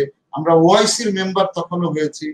দেখেন জাতির জনক যখন আলজিয়ার্সের ন্যাম সম্মেলনে গেলেন, ন্যাম সম্মেলনে গিয়ে সৌদি কিং ফাহাদের সাথে ওনার দেখা হলো। ওখানে উনি ফাহাদকে বোঝাতে সক্ষম হলেন যে পাকিস্তান যে প্রোপাগান্ডা বাংলাদেশের ব্যাপারে চালিয়েছে এটা অসত্য। তাদের যে প্রোপাগান্ডা ছিল যে আমরা আর মুসলমান নাই, মুসলমান থেকে আমরা খারিজ হয়ে গিয়েছি, আমরা হিন্দু হয়ে গেছি, ভারতীয় হয়ে গেছি, হ্যানত্যান যে মিথ্যা প্রবাদগুলো, প্রোপাগান্ডা গুলো পাকিস্তান মুসলমান দেশগুলোর সামনে আমাদের ভুল ইমেজ তুলে ধরার চেষ্টা করেছিল। জাতির জনক যখন ফয়সালের সাথে এটা নিয়ে আলাপ করলেন, দীর্ঘ আলজিয়ার্সে ওনার আলাপ হলো, সেটার প্রেক্ষিতে তাদেরও ভুল ভেঙেছে, যদিও আমরা তাদের রিকগনিশন পেয়েছি একটু পরে গিয়ে, বাট তাদের ভুল ভেঙেছে, যার কারণে বাদশাহ ফাহাদের মানে অনুরোধেই পাকিস্তানের তখন যে লাহোরে 74 সালে লাহোরে যে ওআইসির কনফারেন্স হচ্ছিল, সামিট হচ্ছিল, সেখানে বাংলাদেশকে দাওয়াত দেওয়া হয় এবং এই বাংলাদেশের দাওয়াতের প্রেক্ষিতে বঙ্গবন্ধু সেখানে যান। আমি শুধু সংক্ষেপে বলতে চাই, এবং ওই সামিটের আগেই বাংলাদেশকে সেখানে পাকিস্তান স্বীকৃতি দিতে বাধ্য হয় এবং ওআইসির সদস্য আমরা তখন হয়ে যাই জাতির জনকের সময়ে। ইউএনও আমরা সদস্যপদ, যদিও চায়না বাধা দিয়েছে, তারপরেও আমরা ইউএন এর সদস্যপদ পেয়েছি। জাতির জনকের জীবদ্দশায় যেমন ইউএই আমাদেরকে, গালফ কান্ট্রি, এখন ইনফ্লুয়েন্সিয়াল গালফ কান্ট্রি, ইউনাইটেড আরব সংযুক্ত আরব আমিরাত, তারা জাতির জনকের জীবদ্দশায় আমাদেরকে রিকগনাইজ করেছে। তো মানে উনার এত স্বল্প সময়ের ভিতরে উনি এত বেশি কাজ দেশের জন্য করে গিয়েছেন যে বড় জায়গাগুলো ছিল এগুলো উনি সবই অ্যাচিভ করে গিয়েছেন এই অল্প সময়ের মধ্যে। এমনকি নিরাপত্তার বিষয়ে যখন ভারতীয় সৈন্য, তখনও পর্যন্ত বাংলাদেশে স্বাধীনতা যুদ্ধ যখন শেষ হয়ে গেছে 16 ডিসেম্বরে, তারপরেও কোনো কোনো জায়গায় বিহারিরা বা পাকিস্তানি সৈন্যরা যুদ্ধে রত ছিল, কিছুদিনের জন্য ছিল, যেমন আমাদের মিরপুরে ছিল, সৈয়দপুরে ছিল, বিভিন্ন জায়গাতে ছিল। বাট এ নিয়ে যখন জাতির জনক যখন মিয়ান আলী, মানে পাকিস্তানের কারাগার, মিয়ান আলী কারাগার থেকে উনি লন্ডন হয়ে দিল্লি হয়ে যখন বাংলাদেশে ফিরলেন, দিল্লিতে উনি যখন প্লেন থেকে নামলেন স্বল্প সময়ের জন্য, মিসেস ইন্দিরা গান্ধী ওনাকে রিসিভ করলেন। ওই রকম একটা সময়ে যখন মোটামুটি আমরা বলতে পারি যে সরাসরি পাকিস্তানের বিরুদ্ধে ভারত আমাদের পক্ষ হয়ে সব ধরনের সহায়তা দিয়ে এবং যুদ্ধ করে আমাদেরকে স্বাধীন করার জন্য যা যা করা সবই তারা করেছে, এরকম একটা সময়ে জাতির জনক তার প্রতি কৃতজ্ঞতা জানিয়েছেন ঠিকই এবং তাকে ধন্যবাদও দিয়েছেন। সাথে সাথে এটা উনি বলতে ভুলেন নাই যে তোমার সৈন্য ট্রুপস, ইন্ডিয়ান ট্রুপস যারা বাংলাদেশে আছে, এদেরকে দ্রুত তুমি সরিয়ে নিয়ে তোমার দেশে চলে আসো। কখন তুমি নিয়ে যাচ্ছ? এদেরকে আর রেখো না আমার দেশে, এটা আমি একটা স্বাধীন সার্বভৌম দেশ, সেখানে তোমার সৈন্যের উপস্থিতি কাম্য নয়। ইন্দিরা গান্ধীকে ওই অবস্থাতেও ওনার মানে জাতির জনকের যে সাহস, প্রজ্ঞা, দূরদর্শিতা, এটা উনি সে অবস্থাতেও বলেছেন ওনাকে, এবং খুব অল্প সময়ের ভিতরেও ইন্দিরা গান্ধী কথা দিয়েছিলেন এবং ভারতীয় সৈন্যদেরকে তুলে নিয়ে যাওয়া হয়েছে ওখান থেকে। সো এটা একটা বড় জায়গা ছিল জাতির জনকের জন্য। এমনকি আমরা দেখি যে তখন ওই যে সিমলা চুক্তি হয়েছে, তারপরে দিল্লিতে যেটা দিল্লি এগ্রিমেন্ট হয়েছে, ট্রাইপার্টাইট এগ্রিমেন্ট 3 পররাষ্ট্রমন্ত্রীর ভিতরে, যেখানে 195 জন পাকিস্তানি সৈন্যের বিচারের বিষয়টা ওখানেও সিদ্ধান্ত হয়েছিল। তারপরে গঙ্গার পানি, গ্যাঞ্জেস ট্রিটি, যেটা বঙ্গবন্ধুর সময়ই এটা চুক্তিটা সই হয়েছিল। তারপরে 74 এর ল্যান্ড বাউন্ডারি চুক্তি সই হয়েছিল। সুতরাং এই অল্প সময়ের ভিতরে জাতির জনক যে জিনিসটা করে গিয়েছেন, যে যতগুলো জিনিস বললাম, ল্যান্ড বাউন্ডারি চুক্তি, গ্যাঞ্জেস ট্রিটি, এই সবগুলো উনি সফলভাবেই করে যেতে পেরেছিলেন। ওআইসি পার্টিসিপেশন আমরা বললাম যে উনি করেছিলেন। তারপরে 1973 সালে যেটা আপনার ট্রাইপার্টাইট এগ্রিমেন্ট হয়েছিল দিল্লি চুক্তির মাধ্যমে, যেখানে 3 দেশের, বাংলাদেশ, পাকিস্তান এবং ভারতের পররাষ্ট্রমন্ত্রী ওনারা সই করেছিলেন। ওই জায়গাতে 195 যারা পাকিস্তানি সেনাবাহিনী অফিসার ছিলেন, তারা যুদ্ধ অপরাধী হিসেবেই তখন তাদের বিরুদ্ধে প্রমাণ পাওয়া গিয়েছিল এবং ছিল তারা অপরাধী, তাদের বিচার করার বিষয়টাও সেখানে উঠেছিল। সেই 195 জনকে উনি বা এক ধরনের ক্ষমা সেখানে দিয়ে দেওয়া হয়েছিল। বাট এখনকার সময় আমরা দেখতে পাই যে ক্ষমা হলেও এটা তো একটা, আবার সিমলা চুক্তির মাধ্যমে যে 93,000 যুদ্ধবন্দী ছিল পাকিস্তানি, তাদেরকেও পাকিস্তানের হাতে ফিরিয়ে দেওয়া হয়েছিল পাকিস্তানের অনুরোধে। দেন জাতির জনক যখন বাংলাদেশে ফিরলেন, স্বাধীনতার পর যখন উনি বাংলাদেশে ফিরে আসলেন, দিল্লি হয়ে ঢাকায় এসে পৌঁছালেন, জনাব তাজউদ্দিন তখন ওনাকে বলছিলেন যে আমরা স্বাধীন হয়েছি ভালো, কিন্তু যে সমস্ত দেশ আমাদের স্বাধীনতায় বাধা সৃষ্টি করেছে, আমরা বিশেষ করে আমেরিকাকে মিন করা হয়েছিল, যে তাদের কাছ থেকে আমরা কোনো ধরনের সাহায্য সহযোগিতা নিব না। এটা ওনার দৃষ্টিকোণ থেকে উনি বলেছিলেন। জাতির জনকের এখানে যেটা জবাব ছিল যে নিশ্চয়ই আমরা আমেরিকান সরকারের কাছ থেকে কোনো কিছু নিব না, বা আমেরিকান সরকারের সাথে আমাদের বড় বিষয় না, কিন্তু আমেরিকার মানুষ, যেমন কেনেডি, জন এফ কেনেডির ভাই, উনি সিনেটর ছিলেন, এডওয়ার্ড কেনেডি, উনি সিনেটর থাকাকালে বাংলাদেশের পক্ষে উনি কথা বলেছেন, পাকিস্তানের বিপক্ষে কথা বলেছেন, যাতে করে পাকিস্তানকে অস্ত্র না দেওয়া হয়। কারণ পাকিস্তানিরা আমেরিকার অস্ত্র এনে বাংলাদেশের সাধারণ মানুষকে মেরে ফেলছে, মহিলা শিশুদেরকে মারছে, যারা যুদ্ধের ক্ষেত্রে এদেরকে কোনোভাবেই টাচ করা উচিত না, বাড়ির পর বাড়ি জ্বালিয়ে দিয়ে গেছে, যুদ্ধ অপরাধ যতগুলো করা সেগুলো করেছে। এটার বিরুদ্ধে উনি আমেরিকান সিনেটে এডওয়ার্ড কেনেডি সচেতন হয়েছিলেন, সোচ্চার হয়েছিলেন। তারপরে আমরা জানি যে বিটলস তারা অর্থ সংগ্রহ করেছে অনেক, এবং সারা আমেরিকাতে অসংখ্য আমেরিকানরা সেই সময় স্বাধীনতা যুদ্ধের পক্ষে জনমত তৈরি করেছে, বিভিন্ন লেখা তারা লিখেছে, ব্রিটেন থেকে লেখা হয়েছে, বিভিন্ন জায়গা থেকে লেখা হয়েছে। তো জাতির জনকের কথা ছিল যে আমেরিকান সরকার আমাদেরকে না হয় সাপোর্ট করে নাই, ঠিক আছে, কিন্তু সাধারণ মানুষ যে ভালোবাসা দেখিয়েছে, বাংলাদেশের জন্য যে শ্রম তারা দিয়েছে, যে অবদান তাদের আছে, সেই অবদানকে তো আমি ভুলতে পারি না। এবং সেই অবদানের স্বীকৃতি হিসেবে জাতির জনক ওনার জীবদ্দশায় ওয়াশিংটনও ভিজিট করেছিলেন, ন্যামের ওয়াইসির মেম্বার তো উনি হয়েছিলেনই। তো এতগুলো অ্যাচিভমেন্ট ওনার স্বল্প সময়ের যে রাষ্ট্রনায়ক, রাষ্ট্রপ্রধান হিসাবে, সরকার প্রধান হিসাবে স্বল্প সময়, মাত্র 3 বছরের মতন সময় হাতে পেয়েছিলেন, এর ভিতরে এতগুলো কাজ ওনার সময় সমাধান করে গিয়েছেন। সুতরাং আমি যদি বলতে চাই, আমার কাছে মনে হয় জাতির জনক যেটা করে গিয়েছে এটা 50 বছর ধরে করার একটা কাজ হয়তো ছিল, যেটা আমি 3 বছর বা 3.5 বছরের ভিতরে করে রেখেছেন। তাহলে কিভাবে আমরা বলি যে আমাদের পররাষ্ট্র নীতি সফল না? এটা গেল একটা জায়গা। দেন আমাদের, এবং জাতির জনকের সময় উনি অলরেডি সেই রাস্তা তৈরি করে ফেলেছিলেন যে চায়না, তারপরে সৌদি আরব এবং অন্যান্য মুসলিম দেশও আমাদেরকে স্বীকৃতি দিবে। উনি যদি আর কিছুদিন বেঁচে থাকতেন, তাহলে ওনার জীবদ্দশায় উনি অল্প কিছুদিন থাকলেই দেখে যেতেন যে যারা স্বীকৃতি দেয়নি, এই যে সৌদি আরব বা চায়না বা অন্য একটা মুসলিম দেশ, তারাও আমাদেরকে স্বীকৃতি দিয়ে দিয়েছে। ওই রাস্তাটা উনিই তৈরি করে রেখে গিয়েছিলেন। তো এটা গেল জাতির জনকের সময়ের অংশটা। দেন আমরা যদি আসি জিয়াউর রহমানের সময় 1975-এর পরবর্তী অংশে, উনি জাতির জনকের দেখানো পথেই উনি রওনা দিয়েছেন যে আমাদের পররাষ্ট্রনীতিকে সফল করার জন্য। সাথে সাথে উনি আমাদের ইমেজ এবং বাংলাদেশের স্ট্রেচারকে আরো উপরে নিয়ে যাওয়ার জন্য চেষ্টা করেছেন, এবং অনেক ক্ষেত্রে উনি সফলভাবেই করেছেন। যেমন চায়নার সাথে আমাদের সম্পর্ক, তারপরে ওনার সময় 1980-র দশকে আর্টিকেল 25-এর 2 ইনসার্ট করা হলো সংবিধানে, যেখানে মুসলিম ভ্রাতৃত্বের উপরে মুসলিম দেশগুলোর সাথে সম্পর্ক নির্ণয়ের কথা বলা হয়েছে। এটা প্রয়োজন ছিল সেই সময়, কারণ আমাদের মুসলিম দেশগুলোর সব জায়গা থেকে আমরা সমানভাবে সাড়া পাচ্ছিলাম না। সুতরাং সেই সাড়া পাওয়ার জন্য এটা প্রয়োজন ছিল ওই মুহূর্তে হয়, যে কারণে আমরা সমস্ত মুসলিম দেশগুলোতে আমাদের পেট্রোডলার যদি আমরা বলি, আমাদের ওয়ার্কার পাঠিয়ে সেখান থেকে আমাদের উন্নয়নের জন্য রিয়াল বা দিনার আনা আমাদের জন্য জরুরি ছিল, দিনার, দিরহাম, রিয়াল আনা জরুরি ছিল। সেই পথটাও আমাদেরকে ওখানে খুলে দেওয়া হয়।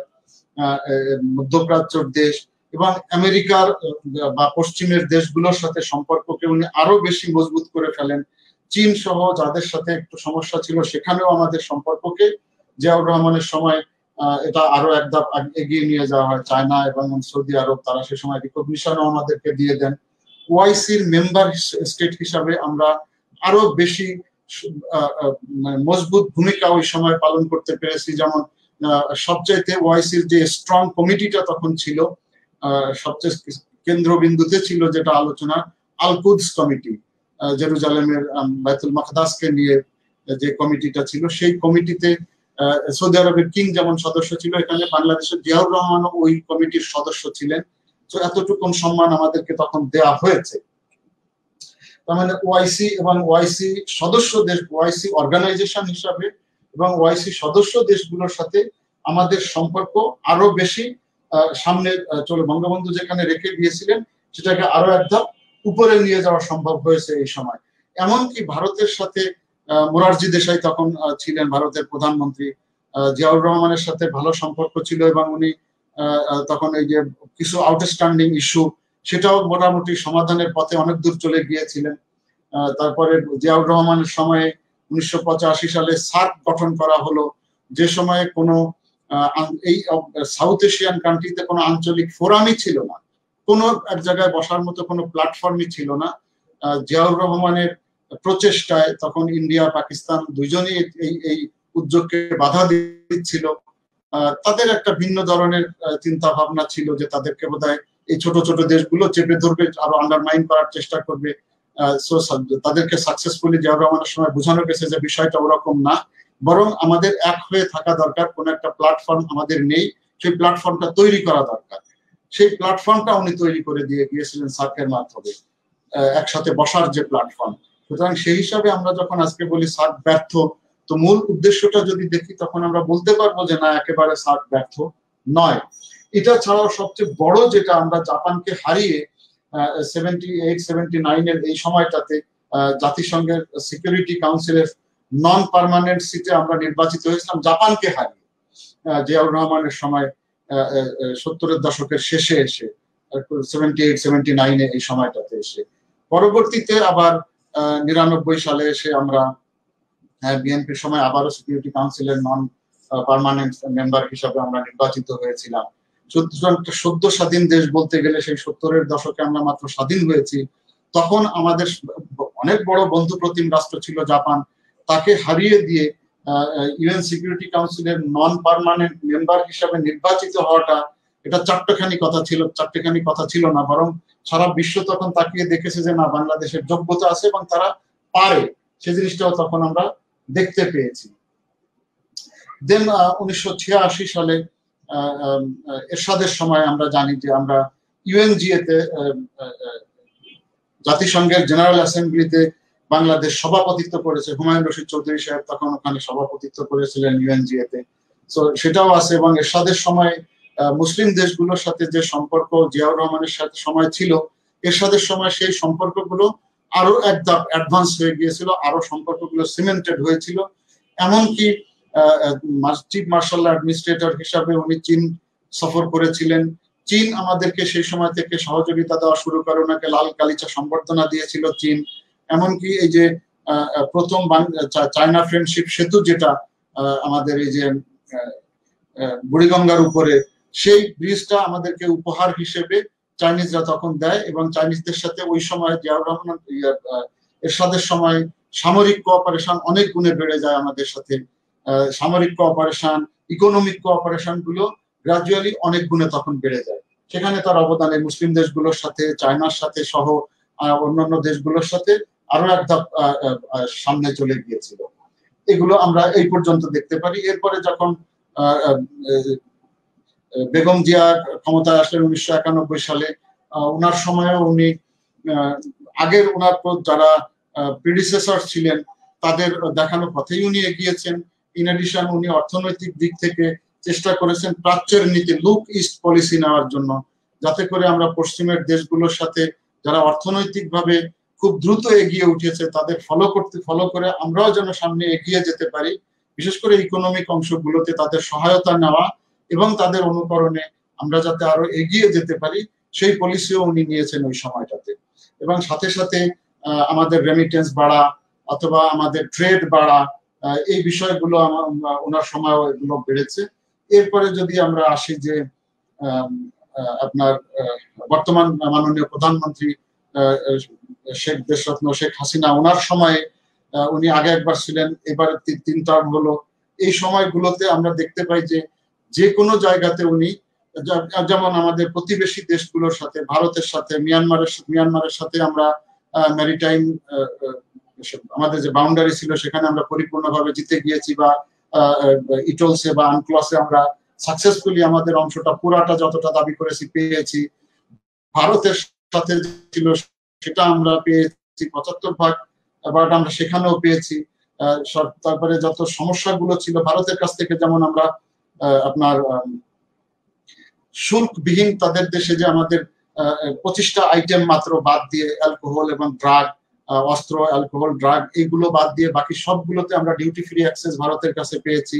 ভারতের সাথে যতগুলো ইনক্লেভ সমস্যার সমাধান হয়েছে 2015-তে, এরকম যতগুলো সমস্যা ছিল, আমরা ভারতের থেকে বিদ্যুৎ পাচ্ছি এখন, আমাদের ভিতরে এখন যাতায়াত অনেক সুন্দর হয়েছে, ট্রেন চলাচল করছে দুই দেশের ভিতরে, মানুষের চলাচলটা অনেকাংশে এখন সহজ হয়ে গেছে। সম্পর্কের যে টানাপোড়েন বিএনপির সময় ছিল সেটাও এখন উতরে আমরা এখন পরীক্ষিতভাবে একটা স্টেবল রিলেশনশিপ ভারতের সাথে করতে পেরেছি। মিয়ানমারের সাথেও আমাদের ওরকম কোনো বড় সমস্যা নেই, আমি সেটার ব্যাখ্যা আগেও দিয়েছি। একমাত্র রোহিঙ্গা ইস্যু ছাড়া মিয়ানমারের সাথে আমাদের আর কোনো সমস্যাই ইনফ্যাক্ট নেই। দেন আমাদের এক্সপোর্ট বাস্কেট আমরা বাড়ানোর চেষ্টা করছি। তারপরে এক্সপোর্টের যে ক্ষেত্রগুলো, যেসব দেশে আমাদের মালামাল এক্সপোর্ট করতাম, এক তো আমরা এক্সপোর্টের পণ্য বাড়ানোর চেষ্টা করছি, সাথে সাথে বিভিন্ন দেশের সাথে বা সার্কভুক্ত সাউথ এশিয়ানভুক্ত দেশের সাথে পিটিএ এফটিএ সাইন করেছি। ইউরোপে আমরা ইবি এর আন্ডারে সবকিছু সেখানে এক্সপোর্ট করতে পারছি। সো তারপরে আমরা দেখতে পাই যে আমাদের যে এক্সপোর্ট মোটামুটি অন অ্যান অ্যাভারেজ বছরে প্রত্যেক বছর প্রায় 15% হারে বেড়ে চলেছে। তারপরে মাইগ্রেন্টদের যে রেমিটেন্স, এটা আর কি বলবো, দেখেন এই যে করোনার ভিতরে সবখানে যখন ইকোনমিক স্লোডাউন, ইকোনমিক হচ্ছে, এরকম অবস্থাতেও আমাদের সুযোগ্য নেতৃত্বের কারণে আমাদের অর্থনীতি কিন্তু বসে যায় নাই। এমনকি যখন রিসেশন চলছিল 2007-08-9 এই সময়গুলো থেকে শুরু করে, বাংলাদেশের অর্থনীতি তখনও কিন্তু পিছিয়ে পড়ে নাই, বরং আমরা তখনও 6-এর উপরে আমাদের জিডিপি গ্রোথ রেট ধরে রেখেছি। এখন এই যে গত 1 বছর ধরে যে করোনার মারাত্মক ঝুঁকিতে সারা বিশ্বের অর্থনীতি ফল করেছে, নেমে গেছে, আমরা আমাদের অর্থনীতিকে শুধু ধরেই রাখিনি, বরং সারা বিশ্বের জন্য উদাহরণ সৃষ্টি করে আশ্চর্যজনক অবস্থান সারা পৃথিবীর মানুষের চোখকে চড়ক গাছ লাগাই দিয়ে আমরা সামনের দিকে এগিয়ে চলেছি। মানুষ আমাদেরকে সব দিকেই এখন উদাহরণ দিচ্ছে। তারপরে আমরা হিউম্যান রাইটস কাউন্সিলে আমরা নির্বাচিত হয়েছি। তারপরে UN commission on the status of women, সেখানে আমরা 2010 থেকে 12 টার্মে আমরা নির্বাচিত হয়েছি। তারপরে ইউনেস্কোর এক্সিকিউটিভ কমিটিতে আমরা 2009 থেকে 13 সময়ের জন্য নির্বাচিত হয়েছি। ইকোসকে 2010 থেকে 2012 সময়ের জন্য আমরা নির্বাচিত হয়েছিলাম। তারপরে আইএমওতে 2010-11 টার্মে আমরা তাদের ওখানে নির্বাচিত হয়েছিলাম। সো মানে আন্তর্জাতিক অঙ্গনে ইভেন আমরা প্যারিস ট্রিটি বলেন বা রিও যদি বলি, আমরা ধরিত্রী সম্মেলন বা ডব্লিউটিও, যেখানেই আমরা বলি, প্রত্যেকটা জায়গাতে আমরা আমাদের প্রতিভার স্বাক্ষর, আমরা আমাদের নেতৃত্বের স্বাক্ষর প্রত্যেকটা জায়গাতে রেখেছি। মানুষ বাংলাদেশকে এখন আর আগের মতন চিন্তা করে না, ভিন্নভাবে এখন চিন্তা করে, বরং উদাহরণ হিসাবে মানুষ বাংলাদেশকে সবখানে নিয়ে আসে। সে হতে পারে সামাজিক ক্ষেত্রে, সে হতে পারে অর্থনৈতিক ক্ষেত্রে, সে হতে পারে অন্য যে কোনো ক্ষেত্রে। আমরা রোল মডেল হয়ে দাঁড়িয়েছি সারা বিশ্বের জন্য। মাইক্রো ক্রেডিটের আমরা সূতিকাগার হিসাবে আমরা বলতে পারি যে মাইক্রো ক্রেডিটের সূতিকাগার বাংলাদেশ, যেটা পৃথিবীর অনেকগুলো দেশে এখন এটা মাইক্রো ক্রেডিট প্র্যাকটিস করা হচ্ছে। পিস কিপিং এর ক্ষেত্রে বাংলাদেশের সুনাম দিন দিন বেড়েই চলেছে, এবং পিস কিপারদের পাঠানোর ব্যাপারে ইউএন পিস কিপিং ফোর্সে আমরা যত ট্রুপ পাঠাই, হয় আমরা 1 অথবা 2, প্রথম দ্বিতীয় এর ভিতরেই সব সময় থাকি, এবং আমাদের ট্রুপাররা এত ভালো কাজ করে, তারা তাদের নিজের জীবন দিয়ে, তাদের শ্রম দিয়ে সাধারণ মানুষের সাথে মিশে সেখানকার এমন একটা ভালো অবস্থান তারা তৈরি করে, যেটা ওই দেশের মানুষ বাঙালিদেরকে তাদের অন্তর থেকে বন্ধু হিসাবে গ্রহণ করে। সেখানে রাস্তাঘাট তৈরি করা, এমনকি আমরা দেখেছি যে আমাদের ট্রুপাররা ওখানে ওই সমস্ত দেশের সাধারণ মানুষের সাথে মিলে কৃষি ক্ষেত্রে, জমি চাষ করা পর্যন্ত তাদের হেল্প করছে, স্বাস্থ্য ক্ষেত্রে হেল্প করছে, শিক্ষার ক্ষেত্রে হেল্প করছে, এবং এ ধরনের যত জনকল্যাণমূলক কাজ আছে, আমাদের ট্রুপরা প্রত্যেকটা জায়গাতে তাদের সাথে কাঁধে কাঁধ মিলিয়ে এসে তাদের উন্নয়নে অংশীদার হচ্ছে। ইভেন আমরা তো দেখতে পেয়েছি যে সিয়েরা লিওনের দ্বিতীয় ভাষা আজকে বাংলা। সিয়েরা লিওনে বাংলাদেশের নামে, বঙ্গবন্ধুর নামে সেখানে রাস্তা তৈরি করা হয়েছে। সো আমাদের যারা পিস কিপার আছে, গ্রুপ আছে ইউএন গ্রুপে, তাদের প্রশংসা নেই এরকম কোন দেশ আমরা খুঁজে পাবো না কোথাও। তারপরে আমরা ওয়ার ক্রাইম যারা করেছিল, ওয়ার ক্রিমিনালস যারা ছিল বা হিউম্যান রাইটস ভায়োলেটর যারা ছিল, তাদেরকে বিচার করতে পেরেছি আমরা আমাদের এই সময়। মাননীয় প্রধানমন্ত্রী শেখ হাসিনার সময় তাদের বিচার করতে পেরেছি। এমডিজি আমরা যদি মিলেনিয়াম ডেভেলপমেন্ট গোল বলি, সেগুলো আমরা শুধু অ্যাচিভ করি নাই, আমরা অ্যাওয়ার্ড পেয়েছি। এবং সাস্টেইনেবল ডেভেলপমেন্ট গোলের যে 17টা বিষয় আছে, সেখানে আমরা পৃথিবীর অন্য যে কোনো দেশের তুলনায় অনেক আগে আছি, এবং আমরা যথাসময়েই, করোনা যদি না হতো এতদিন আমরা হয়তো অনেকগুলো টার্গেট কমপ্লিট করে অ্যাচিভ করে ফেলতে পারতাম। তো আমরা এখনো বিশ্বাস করি যে আমরা এই করোনাকে সামনে নিয়েও এসডিজির যে গোলগুলো, বিশ্বের যে কোনো দেশের চেয়ে আমরা অগ্রগামী থাকবো সেটা অর্জন করার জন্য। তো অনেকগুলো জায়গাতে আমি বলার চেষ্টা করলাম। আপনারাও আশা করি আমার সাথে এইসব জায়গাগুলোতে দ্বিমত করার মতন কোনো সুযোগ পাবেন না, বা দ্বিমত করবেনও না আমি আশা করি। সো সময়ের কারণে আর হয়তো বেশি দূরে আমি আমার অ্যাচিভমেন্টের দিকে গেলাম না।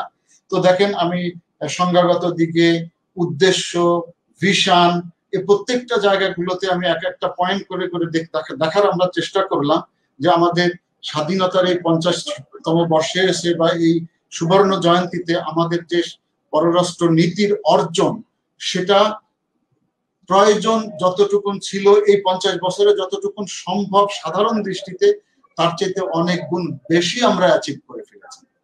এটা আমাদের সুযোগ্য নেতৃত্বের কারণেই হয়েছে আমরা বলতে পারি। বঙ্গবন্ধু থেকে, জাতির জনক থেকে, 1971 থেকে শুরু করে আজকে 2021 সাল পর্যন্ত আমাদের অর্জন নিঃসন্দেহে সারা বিশ্বের জন্য উদাহরণ, যে কোনো ক্ষেত্রেই আমরা বলতে পারি। আপনারা অনেক জায়গা বলেছেন যে শিক্ষার হার, তারপরে মাতৃমৃত্যুর হার কমে আসা, তারপরে অভাব বা পভার্টি দূর করা, স্যানিটেশন, যেখানে স্বাস্থ্য ক্ষেত্র, শিক্ষা ক্ষেত্র, যে জায়গায় বলেন, নারীর ক্ষমতায়ন, সার্বিক উন্নয়ন, ইনফ্রাস্ট্রাকচার, যোগাযোগ, যাতায়াত, যে কোন সেক্টরটা নাই যেখানে আমরা উন্নয়ন করি নাই বা সামনে বাড়াই, সামনে এগোই নাই। শুধু এগোই নাই, আমরা বলতে পারি যে সুপারসনিক স্পিডে মানুষের, বিশ্বের মানুষের ধারণার চেয়ে বেশি দ্রুত গতিতে আমরা এগিয়ে গিয়েছি। সুতরাং এটা কোনোভাবেই বলার অপেক্ষা রাখে না যে আমরা শুধু সার্থক নই, অনেক সার্থক। আমাদের সফলতা অর্জনের ক্ষেত্রে অনেক 100%-এরও বেশি আমি বলবো, যদি হিসাব করি আমরা যতটুকু হওয়ার কথা ছিল তার থেকে অনেক বেশি আমরা অর্জন করতে পেরেছি স্বাধীনতার এই 50 বছরে এসে। যখন যেখানে অর্জন থাকে সেখানে কিছু না কিছু চ্যালেঞ্জ তো অবশ্যই থাকে। ভাই এখন কেউ প্রশ্ন করেন না মিলিয়ে, আমি দেখছি আপনি বোধহয় কোনো একটা প্রশ্ন করছেন। এগুলা প্রশ্ন করেন না এখন দয়া করে, আমি প্রশ্ন করার সময় আপনাদেরকে দিব মিলিয়ে, আমি বলেছি আপনাকে, একটু আমাকে সময় দেন দয়া করে। যেহেতু আমাদের অর্জন আছে, নিঃসন্দেহে কিছু না কিছু চ্যালেঞ্জ তো থাকেই আমাদের। চ্যালেঞ্জ না থাকলে তো ভাই হলো না। জীবন তো প্রবাহমান, আর একটা নদী যখন প্রবাহমান থাকে, সে তার ভিতরে কিছু ময়লা সাথে করে নিয়েই যেতে পারে বা নিয়ে যাবেই। সে একেবারে পিওর পানি নিয়ে সে রওনা হতে পারে না, হয়ও না। বালির সাথে নুড়িও থাকে, মিশিয়েই চলতে হয়। তো আমাদের নিঃসন্দেহে চ্যালেঞ্জের জায়গাও আছে। যদি আমরা খুব সূক্ষ্ম দৃষ্টিতে বা বড় অংশই যদি আমরা দেখি যে আমাদের চ্যালেঞ্জের জায়গাগুলো, যে এক্সট্রিম প্রভার্টিটা এখনো আমাদের দেশে আছে। প্রভার্টিকে আমরা ফাইট করেছি, কমিয়ে ফেলেছি। এক্সট্রিম প্রভার্টি আরো আমাদের হয়তো করা যেতে পারে, সেটা সামনের দিক, বাট এটা আমাদের চ্যালেঞ্জের জায়গা আছে, এটা আমাদের করতে হবে। তারপরে এক্সট্রিমিজম, আমরা এটাকে কার্ভ করছি, এক্সট্রিমিজমকে ধ্বংস করেই চলছি, কিন্তু আছে এখনো। যতটুকুন আছে সেটুকুন আমরা চাই না, সেটুকুন আমাদের চ্যালেঞ্জের জায়গা। তারপরে চ্যালেঞ্জের একটা বড় জায়গা আজকের এই 50 বছরে এসে দুঃখের সাথে আমাদেরকে বলতে হচ্ছে যে আমাদের পলিটিক্যাল ডিফারেন্সেসটা একটু বেশি হয়ে আছে যে কোনোভাবে। সেই জায়গাটা একটা ছোট একটা চ্যালেঞ্জের জায়গা আমাদের আছে। এক্সপোর্টের ক্ষেত্রে আমরা বলতে পারি যে আমাদের ডাইভার্সিটি বা এক্সপোর্ট বাস্কেটের যে এক্সপানশন, একটা হলো মার্কেট এক্সপানশন, আর একটা হলো আমাদের প্রোডাক্ট বাড়ানো, প্রোডাক্টের এক্সপানশন। এটা 50 বছরে হয়তো আরো বেশি হওয়া উচিত ছিল, যেটা আমরা পারি নাই। আমরা কিছু সীমিত জিনিসের ভিতরে রয়ে গেছি। এটাতে আমাদের কিছু সমস্যা তো আছেই। সো এটা আমাদের একটা চ্যালেঞ্জের জায়গা রয়ে গেছে, মার্কেট এক্সপানশন বা এক্সপোর্ট বাস্কেট এখনো ছোট রয়ে গেছে। এটা আরেকটা জায়গা হলো গ্লোবালাইজেশন, যে গতিতে এগোচ্ছে, আমরা সেই গ্লোবালাইজেশনের সাথে তাল মিলিয়ে এগিয়ে যাচ্ছি ঠিকই, কিন্তু যে গতিতে আরো এগোনো সম্ভব হতো, গতিটা হয়তো এক্সপেক্টেড লেভেলে নাই। এটা আমাদের চ্যালেঞ্জের একটা জায়গা। সম্পদের যে ডিস্ট্রিবিউশন, সেটা এখনো সুষম হয় নাই। একজনের হাতে হাজার হাজার কোটি টাকা আছে, আর একজনের হাতে হয়তো আমার 1000 কোটি টাকা, মানে 1000 টাকাও হয়তো নাই। এরকম একটা আনইভেন ডিস্ট্রিবিউশন আমাদের সম্পদের ক্ষেত্রে রয়ে গেছে। কোন কোন ক্ষেত্রে আমাদের প্রতিবেশী ইন্ডিয়া এবং ভারতের সাথে সম্পর্ক আরো যত লেভেলে, ট্রাস্টের লেভেলটা আরো যেখানে যাওয়া উচিত ছিল, ছোটখাটো কারণে, যে কোনো কারণে ট্রাস্টের লেভেলটা হয়তো ওই জায়গাতে এখনো আমরা পৌঁছাতে পারিনি। এটা আমাদের চ্যালেঞ্জের একটা জায়গা বলে আমরা ধরে নিতে পারি। যেমন ভারতের সাথে আমাদের বর্ডার ম্যানেজমেন্ট, তারপরে ট্রেড ডেফিসিট ভারতের সাথে, এই জায়গাগুলো আমাদের স্টিল চ্যালেঞ্জ। ট্রাস্টের সাথে সাথে এই জায়গাগুলো আমাদের চ্যালেঞ্জের জায়গায় রয়ে গেছে। ঘরের ভিতরে যদি আমরা দেখি তাহলে আমাদের গুড গভর্নেন্স, বা ডেমোক্রেটাইজেশন, ইনস্টিটিউশনালাইজেশন, এই জায়গাগুলোতে আরো আমাদের কাজ করার যথেষ্ট সুযোগ রয়ে গেছে। চ্যালেঞ্জ এগুলো আমরা ফেস করতে পারবো ইনশাআল্লাহ। আর সবচেয়ে বড় দুঃখজনক ভাবে যে পলিটিক্যাল ডিফারেন্সেস তো আছেই পলিটিশিয়ানদের ভিতরে, জাতি হিসেবে আমরা দ্বিধা বিভক্ত বা পোলারাইজড, ডিভাইডেড বা পোলারাইজড হয়ে আছি। এই পোলারাইজেশন বা ডিভিশনটা জাতি হিসাবে আমাদের জন্য সবচেয়ে বড় চ্যালেঞ্জের জায়গা বটে। তো এই চ্যালেঞ্জের জায়গাগুলোকে আমরা দেখতে পাচ্ছি আছে, এটা কমিয়ে নিয়ে আসছি আমরা। আশা করি সময়ের সাথে এগুলো আরো কমে আসবে। এখন আমাদের ওয়ে ফরওয়ার্ড কি হতে পারে, যে আমরা সামনে কি দৃষ্টিভঙ্গি নিয়ে এগোতে পারি। খুব ছোট্ট একটা বিষয় এখানে আমরা বলতে পারি যে আমাদের যদি সামনে এগোতে হয় তাহলে আমাদের ন্যাশনালিস্টিক অ্যাপ্রোচ নিয়ে, ন্যাশনাল ইউনিটি এই জায়গাগুলোতে আসা দরকার। দেশপ্রেমের ক্ষেত্রে আমাদের আরো বেশি সামনে এগিয়ে আসা দরকার। আমরা যেন আমাদের দেশকে এক ধরনের, আমি যদি বলি যে ন্যাশনালিজম, যদিও ন্যাশনালিজমের ভিতরে কিছু নেগেটিভ বিষয় আছে, সো প্যাট্রিয়টিজমের সাথে সাথে আমি ন্যাশনালিজমকে এই ক্ষেত্রে জোর দিতে চাই সামনে আগানোর ক্ষেত্রে। এবং কনসেনসাস, একটা হলো ন্যাশনাল ইউনিটি এবং কনসেনসাস, সাথে সাথে প্যাট্রিয়টিজম এবং ন্যাশনালিজমকে যদি আমরা সামনে নিয়ে আসতে পারি সবকিছু ডিফারেন্স ভুলে, তাহলে আমাদের সামনে এগিয়ে যাওয়াটা আরো বেশি দ্রুত হবে বলে আমি মনে করি। তো সবাইকে ধন্যবাদ। আমি চেষ্টা করলাম এই অংশগুলোকে মোটামুটি আমাদের স্বাধীনতার 50 বছরের কি পরিমাণ অ্যাচিভমেন্ট বা চ্যালেঞ্জ এবং আমরা কিভাবে সামনে এগোতে পারি কি দৃষ্টিভঙ্গি নিয়ে, সেটার একটা গ্লিমস বা ধারণা দেওয়ার আমি চেষ্টা করলাম আপনাদের। এখন আমি দেখি আপনাদের কাছ থেকে যে প্রশ্নগুলো আসছে, যতটুকু সময়ের ভিতর পারি এখন আমি দেখার চেষ্টা করছি আপনাদের প্রশ্নগুলো।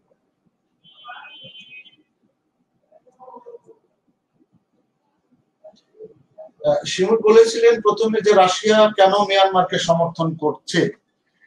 ভাই দেখেন, রাশিয়ার যে ইনভেস্টমেন্ট আছে বিশেষ করে মিয়ানমারের উত্তর অঞ্চলে, সেটা হিউজ। তাদের কি বলে আপনার মাইন এক্সপ্লোরেশন থেকে শুরু করে ন্যাচারাল রিসোর্সেস এক্সট্রাকশন, গ্যাস ফিল্ডে কাজ করা সহ বিভিন্ন ক্ষেত্রে রাশিয়ার যে স্থাপনাগুলো আছে, তারপরে রাশিয়ার যে ইনভেস্টমেন্ট গুলো আছে, রাশিয়ার যে পরিমাণ প্রফিট পায়, সেগুলো যদি মিয়ানমারকে সমর্থন না দিয়ে আমাদেরকে সমর্থন দেয়, সেই জায়গাগুলোতে সে ক্ষতিগ্রস্ত হতে পারে। সুতরাং আন্তর্জাতিক সম্পর্কের ক্ষেত্রে সবাই আমরা দেখেন ডেফিনেশনের ভিতরে বলেছিলাম, আমাদের যেমন স্বার্থ উদ্ধারের চিন্তা, রাশিয়ারও তো স্বার্থ উদ্ধারের চিন্তা থাকতেই পারে, থাকবেই। সুতরাং ওই অংশে সে তাকে সমর্থন দিতে পারে, এটা খুব অস্বাভাবিক কি? দেন মিলি শিমুল খান আরেকটা আপনি প্রশ্ন করেছেন যে অর্থনৈতিক ডিপ্লোম্যাসিতে একজন ডিপ্লোম্যাট কি কাজ করে। মার্কেট অ্যানালিসিস করে দেশে তথ্য সরবরাহ, ট্রেড ফেয়ার, ফরেন ইনভেস্টরদের ইনফর্ম করা, কমার্স মিনিস্টারের সাথে কাজ করা, এগুলো কি? এগুলো তো বটেই। অর্থনৈতিক কূটনীতি যদি আমরা মিন করে থাকি, বলে থাকি, এটা ট্র্যাডিশনাল ডিপ্লোম্যাসিরই একটা কম্পার্টমেন্ট। একটা ট্রেনে যেমন 20টা কম্পার্টমেন্ট থাকে, পুরো কূটনীতি যেটা, তার একটা অংশ হলো অর্থনীতিকে ঘিরে, স্রেফ এটার এক্সপার্টিসের উপরে, যে শুধু অর্থনৈতিক বিষয়গুলোকে নিয়েই কাজ করবে, যেখানে আমাদের দেশের ক্ষেত্রে আমাদের দেশে ইনভেস্টমেন্ট কিভাবে বাড়তে পারে, আমাদের দেশে ট্রেড কিভাবে বাড়তে পারে, ওই সমস্ত দেশের সাথে কূটনীতিবিদরা যেখানে আছে বা আমাদের যে সমস্ত দেশের সাথে সম্পর্ক আছে, সেই সমস্ত দেশে আমাদের ট্রেডের কি কি বাধা আছে, সেই বাধাগুলোকে কিভাবে কমিয়ে আনা যায় বা দূর করা যায়, এই বিষয়গুলোকে নিয়ে কাজ করা, সেটাই হলো অর্থনৈতিক কূটনীতি। আপনি যেগুলো বলেছেন সেগুলো ঠিক আছে, এগুলোর অংশ মার্কেট অ্যানালিসিস করা ইত্যাদি ইত্যাদি ঠিক আছে, বাট মূল বিষয় হলো যে অর্থনৈতিক ভাবে আমি কিভাবে ওই দেশের সাথে আরো বেশি লাভবান হতে পারি। যেটা ইম্পোর্ট করে কিন্তু লাভবান হতেই পারি, এক্সপোর্ট করে তো অবশ্যই হতে পারি, ইনভেস্টমেন্টের মাধ্যমে হতে পারি। যেমন ভারত থেকে আমাদের এখানে এনার্জি আসছে, সেভাবেও আমি লাভবান হতে পারি। আমার শ্রমিক মধ্যপ্রাচ্যে যাচ্ছে, সেভাবে আমি লাভবান হচ্ছি। সো অর্থনীতির যে কোনো কম্পার্টমেন্টকে নিয়ে কাজ করা আমার দেশের স্বার্থে, দেশের অর্থনীতিকে আরো এগিয়ে নিয়ে যাওয়ার জন্য যে কূটনীতি, সেটাই অর্থনৈতিক কূটনীতি। সুতরাং এই ক্ষেত্রে যে কাজ করবে সেটাই অর্থনৈতিক কূটনীতির কাজ।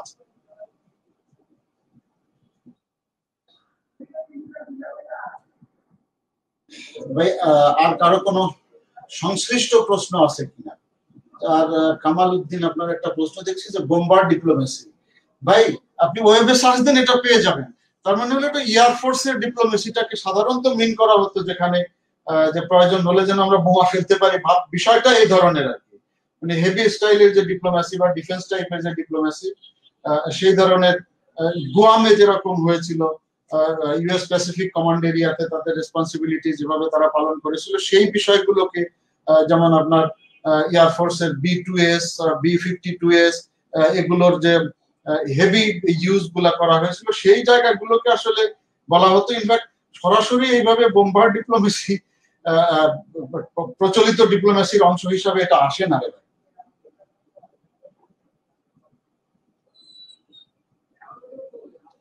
বাংলাদেশ মিয়ানমার বর্ডারে ড্রাগ ডিলিং নিয়ে পররাষ্ট্র মন্ত্রণালয়ের কি করণীয় আছে বা কি করণীয় আছে? শ্রাবন্তী দাস সোমা। শ্রাবন্তী, ড্রাগ কারোর জন্যই কাম্য নয়। এটা নিঃসন্দেহে আপনি স্বীকার করবেন যে সরকার, আমাদের দেশের সরকার যে কোনো ভাবে ড্রাগকে ঠেকানোর জন্য সব ধরনের চেষ্টা করছে। মিয়ানমার থেকে দেখেন কারা আনছে ড্রাগ, আমাদের লোকজনই, আমাদের বাংলাদেশের মানুষজনই আনছে।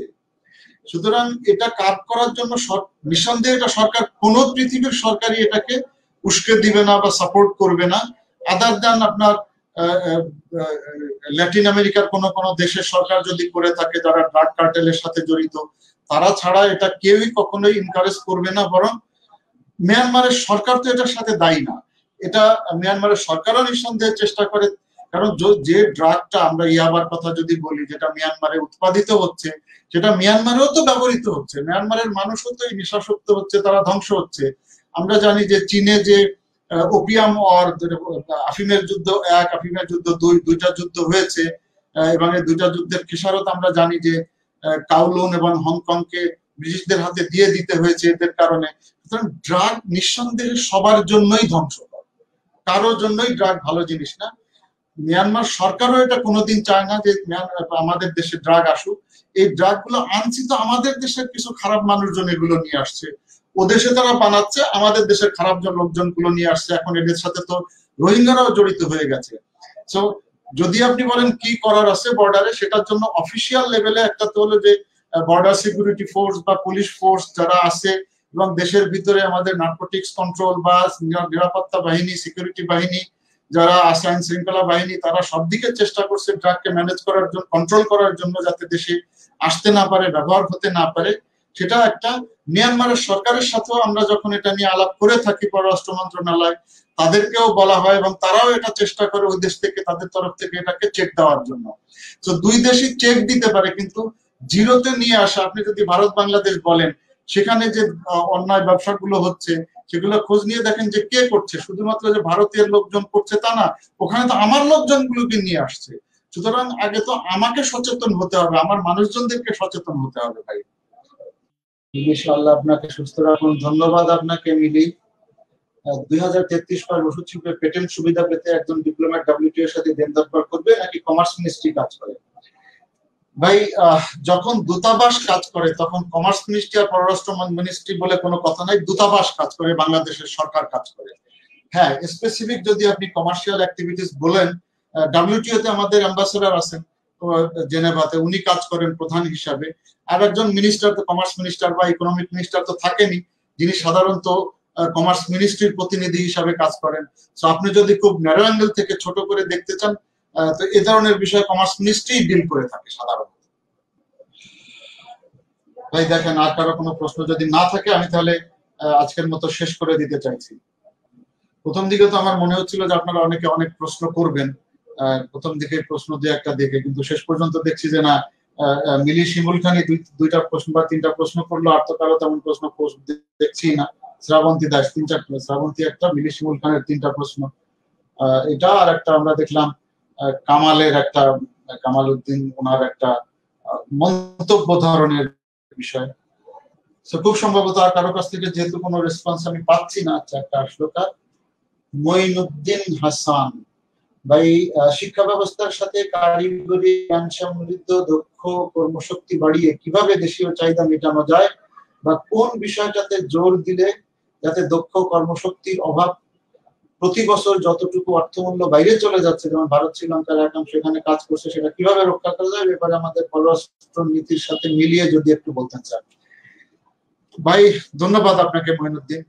প্রথম বিষয়টা হলো যে আমরা দেখেন অটো ভ্যান বিসমার্কের একটা ডেফিনেশন আমরা বলেছিলাম যে ঘরের নীতির এক্সটেনশনটাই হলো আমার বাইরের নীতি, ডোমেস্টিক পলিসির এক্সটেনশনটাই ফরেন পলিসি। আপনি যে বিষয়টা বলেছেন যে বাইরে আমার দেশের টাকা যেন না যায়, অবশ্যই এটা পররাষ্ট্র মন্ত্রণালয় যে কোনো জায়গায় সংশ্লিষ্ট হতে পারে, নিঃসন্দেহে তার যোগাযোগের জায়গা আছে। বাট এই জায়গাতে আমরা যদি বলি, সেখানে আমাদের দেশের অন্যান্য মন্ত্রণালয়গুলো যারা সংশ্লিষ্ট, সেটা আমাদের কমার্স মিনিস্ট্রি হতে পারে, ইন্ডাস্ট্রিজ মিনিস্ট্রি হতে পারে, বা ইভেন শিক্ষা মন্ত্রণালয় হতে পারে, টেকনিক্যাল এডুকেশন। সো যেভাবে করা যায় যে আমাদের কর্মমুখী শিক্ষা, আমাদের মাননীয় শিক্ষামন্ত্রী বারবার এখানে এই সময় এসে জোর দিচ্ছেন যে শুধুমাত্র কিতাবি জ্ঞানের ভিতরে যেন আমরা সীমাবদ্ধ না থাকি। আপনি দেখতে পাবেন যে মাননীয় প্রধানমন্ত্রী শেখ হাসিনার সময় থেকে শুরু হয়েছে যে বিভিন্ন অনেক পাবলিক বিশ্ববিদ্যালয় করা হয়েছে, এবং যেখানেই পাবলিক বিশ্ববিদ্যালয় করা হচ্ছে সেখানেই টেকনোলজি বা আপনার টেকনিক্যাল ইউনিভার্সিটি, প্রযুক্তি বিশ্ববিদ্যালয় সব জায়গায় করা হচ্ছে। প্রযুক্তি বিশ্ববিদ্যালয়ের সাথে সাথে আমাদের সেখানে সাধারণ শিক্ষাও থাকছে, অর্থনীতি, ইংরেজি, বাংলা, অন্য বিষয়গুলোও থাকছে। কিন্তু মূল বিষয়গুলো আপনি দেখবেন যে সব বিশ্ববিদ্যালয়গুলোতে কৃষি অথবা প্রযুক্তির বিষয়টাকেই আগে নিয়ে আসা হচ্ছে সবখানে। তো এটা একটা সবচেয়ে ভালো দিক। আরেকটা হলো যে যদি এই জায়গাগুলোকে বাইরে যাওয়া থেকে বাঁচাতে হয়, দুইভাবে আমরা করতে পারি। আমাদের স্কুল থেকেই মানুষ বা ছাত্রদেরকে হাতে কলমে কাজ বিভিন্ন সেক্টরে, এখন আরএমজি হতে পারে, ফ্যাশন সেক্টর হতে পারে, ইন্ডাস্ট্রিজ, যে কোনো জায়গাতে আমাদের যেখানে দক্ষ জনশক্তির প্রয়োজন, যে যে ক্ষেত্রে প্রয়োজন, সেই জায়গাগুলোকে চিহ্নিত করে আমরা ওই জায়গাতে মানুষ মানে স্টুডেন্টদেরকে সরাসরি শিক্ষিত করে তুলতে পারি। স্কুল থেকে একাডেমিক শিক্ষার পাশাপাশি টেকনিক্যাল শিক্ষা, হাতে কলমের শিক্ষা দিয়ে ফাঁকিবাজি না, প্র্যাকটিক্যালি শেখানোর ব্যবস্থা করে, সেটা ইন্ডাস্ট্রির সাথে অ্যাটাচড হয়ে হোক, বিভিন্ন প্রতিষ্ঠানের মাধ্যমে হোক, সেভাবে করা। আর যে সমস্ত জনশক্তি আমাদের ইয়াং জেনারেশন যারা অলরেডি একটা বয়সে পৌঁছে গেছে, হয়তো ইউনিভার্সিটি কলেজে কেউ শেষ করেছে বা করে নাই, অথবা পড়ালেখা ছেড়ে দিয়েছে মাঝপথে, কিছুটা বেকার ধরনের পড়ে আছে, তাদেরকে ইভেন যদি কৃষির ক্ষেত্রেও বলি, উন্নত চাষাবাদ, উন্নত বীজ কিভাবে হতে পারে, কম জায়গাতে কিভাবে বেশি ফলন ফলানো যেতে পারে, হাতে কলমে এগুলোর শিক্ষা দেওয়া, এরকম প্রত্যেকটা ক্ষেত্রে যদি আমরা করতে পারি, তাহলে এখন যেটা বলছেন যে ভারত শ্রীলঙ্কা থেকে আমরা দক্ষ জনশক্তি নিয়ে আসছি, এটা বিশেষ করে আমাদের আরএমজি সেক্টরে সবচেয়ে বেশি ঘটছে। সেখানে আমাদের ভালো ফ্যাশন ডিজাইনার আমরা অনেক সময় পাই না, টেকনিক্যাল কাজের লোক অনেক সময় পাই না, ভাষার একটা সমস্যা আমাদের ভারীভাবে থেকে যায়, আমরা ইংরেজি জানি না। যখন এই সেক্টর গুলোতে আমরা আন্তর্জাতিকভাবে কাজ করতে যাই, তখন ভাষা জানার কোনো বিকল্পই নাই, এখানে আমাদের বড় দুর্বলতা রয়ে গেছে। সুতরাং স্কুল কলেজে যদি এই যে টেকনিক্যাল, আমরা বললাম যে একাডেমিক শিক্ষা পাশাপাশি টেকনিক্যাল শিক্ষা এবং ইংরেজির উপরে যে কোনো মূল্যে জোর দেওয়া, ইংরেজি ওই 33 পেয়ে পাস করা আর ওই দুটা সেন্টেন্স লিখে শেষ করা, এটা না, ইংরেজি শেখা। একজন এসএসসি পাস করার পরে যেন একটা ছেলে বা মেয়ে যথেষ্ট ভালোভাবে ইংরেজি লিখতে, বলতে বা পড়তে পারে, কমিউনিকেট করতে পারে, এরকম পর্যায়ে যাতে চলে যেতে পারে, সিলেবাসকে ওরকম করা, এবং এই সিলেবাসকে করার সাথে সাথে যারা শিক্ষা দিবে, শিক্ষক, তাদেরকে আগে তৈরি করে ওরকম জায়গায় নিয়ে যাওয়া, তাদেরকে সম্মান দেওয়ার জায়গায় নিয়ে যাওয়া, শিক্ষার জায়গায় নিয়ে যাওয়া, সামাজিকভাবে মর্যাদা দেওয়ার চেষ্টা করা, এগুলো যদি আমরা করতে পারি। আর এটার জন্য যুথসই প্রযুক্তি, সাস্টেইনেবল প্রযুক্তি, টেকসই প্রযুক্তি, লাকসই প্রযুক্তি, যাই বলেন, যেটা প্রয়োজন সেটা আমাদের যারা দূতাবাসগুলো আছে, যে দেশে যেখানে পাওয়া যায় সেই দেশের মাধ্যমে, সেটা নলেজ শেয়ারিং এর মাধ্যমে হোক, আমাদের লোকজন যে ট্রেনিং করে এসে হোক, ওই দেশ থেকে এই দেশে এসে আমাদেরকে ট্রেনিং দিয়ে হোক, যেখানে যেভাবে সুবিধা হয় আমাদের দূতাবাসের মাধ্যমে সেই জায়গাগুলোতে আমরা অ্যাড্রেস করতে পারি। মিলিশিমুল খান, আমি খুশি হলাম আপনি অনেক জায়গাগুলোতে নক করছেন, ভালো হলো। যদি তিস্তা সমস্যার সমাধানে ভারত আগের মতো নির্বিকার থাকে, তাহলে বাংলাদেশের কি তিস্তা প্রকল্প চীনের সহযোগিতা নেওয়া উচিত? নন ট্যারিফ ব্যারিয়ার নিরসনে আলোচনা ছাড়া কি পদক্ষেপ নেওয়া যায়? এখন যেমন পাট রপ্তানি বাংলাদেশের সাথে এন্টি ডাম্পিং এর বিষয়ে একটু সমস্যা চলছে। ভাই অনেকগুলো প্রশ্ন আপনি করেছেন মিলি। তিস্তা সমস্যাতে এটা একটা আমাদের প্রাণের দাবি, আমাদের কোনো অগ্রাহ্য দাবিও হওয়ার কথা না, আইনগত দাবি, প্রাণের দাবি, একদম ন্যায্য দাবি আমাদের। তবে হ্যাঁ, সমস্যা তো তাদের ওখানেও আছে। তিস্তা নিয়ে আমি বিস্তারিত বলতে চাইছি না, এটা বলতে পারি যে এটা ভারতের অভ্যন্তরীণ সমস্যার কারণে আমরা ভুগছি, ভারতের অভ্যন্তরীণ রাজনীতি, অভ্যন্তরীণ সমস্যার কারণে আমরা ভুগছি। বাট ভারতের প্রাইম মিনিস্টার তো একসময় বলেছেন যে উনি এটা সমস্যার সমাধানটা করবেন, যদিও আমরা তার কোনো প্রতিফলন এখনো পর্যন্ত দেখতে পাইনি, এবং কবে দেখতে পাবো এখনো সেটা আমরা বলতে পারছি না। এটা একটা ঝুলন্ত অবস্থায় চলে গেছে, সত্য কথা। সেই প্রেক্ষিতে চায়না অলরেডি তিস্তার আমাদের এই অংশে কি করা যেতে পারে সে ব্যাপারে তারা একটা মাস্টার প্ল্যান বিশাল করে তাদের প্রপোজাল সাবমিটও করেছে, যেটা যদি করা হয় তাহলে যেমন চীনের হুয়াংহো এক সময় দুঃখ বলা হতো যে চীনের দুঃখ হুয়াংহো, সেই দুঃখকে তারা এখন সুখে পর্যবসিত করেছে। সুতরাং সেই অভিজ্ঞতা তাদের আছে এবং সেই অভিজ্ঞতার আলোকে তারা অর্থায়নও করতে চাইছে, সেখানে ট্যুরিজমের ব্যবস্থাও করবে, সেখানে কমিউনিকেশন রাস্তাঘাটের ভালো ব্যবস্থাও তারা করে দিবে, রিজার্ভার সহ বিভিন্ন অবস্থা করে আমাদের যে সংকট হচ্ছে তিস্তার কারণে পানির যে সমস্যাটা, সেই সমস্যাটা দূর করার জন্য তারা একটা বড় ধরনের প্ল্যান দিয়েছে, যেটা কার্যকর বলেই মনে হয়। তো ঠিক আছে, সেটা আমার ধারণা, আমি জানি না সবাই এটা সরকার কিভাবে চিন্তা করছেন। নিশ্চয়ই আমি মনে করি যে সরকার এটা নিয়ে চিন্তা ভাবনা করছেন, তো দেশের জন্য যেটা ভালো হবে সেটাই সরকার এখানে করবেন আমি আশা করি। দেন আপনার হলো নন ট্যারিফের অংশটা আপনি নিয়ে এসেছেন। নন ট্যারিফ ব্যারিয়ারটা এত কষ্টকর একটা জিনিস, পয়সা দেওয়া লাগে না, কিন্তু যত রকম শর্ত দেওয়া, আপনি যেমন অ্যান্টি ডাম্পিং বলেছেন।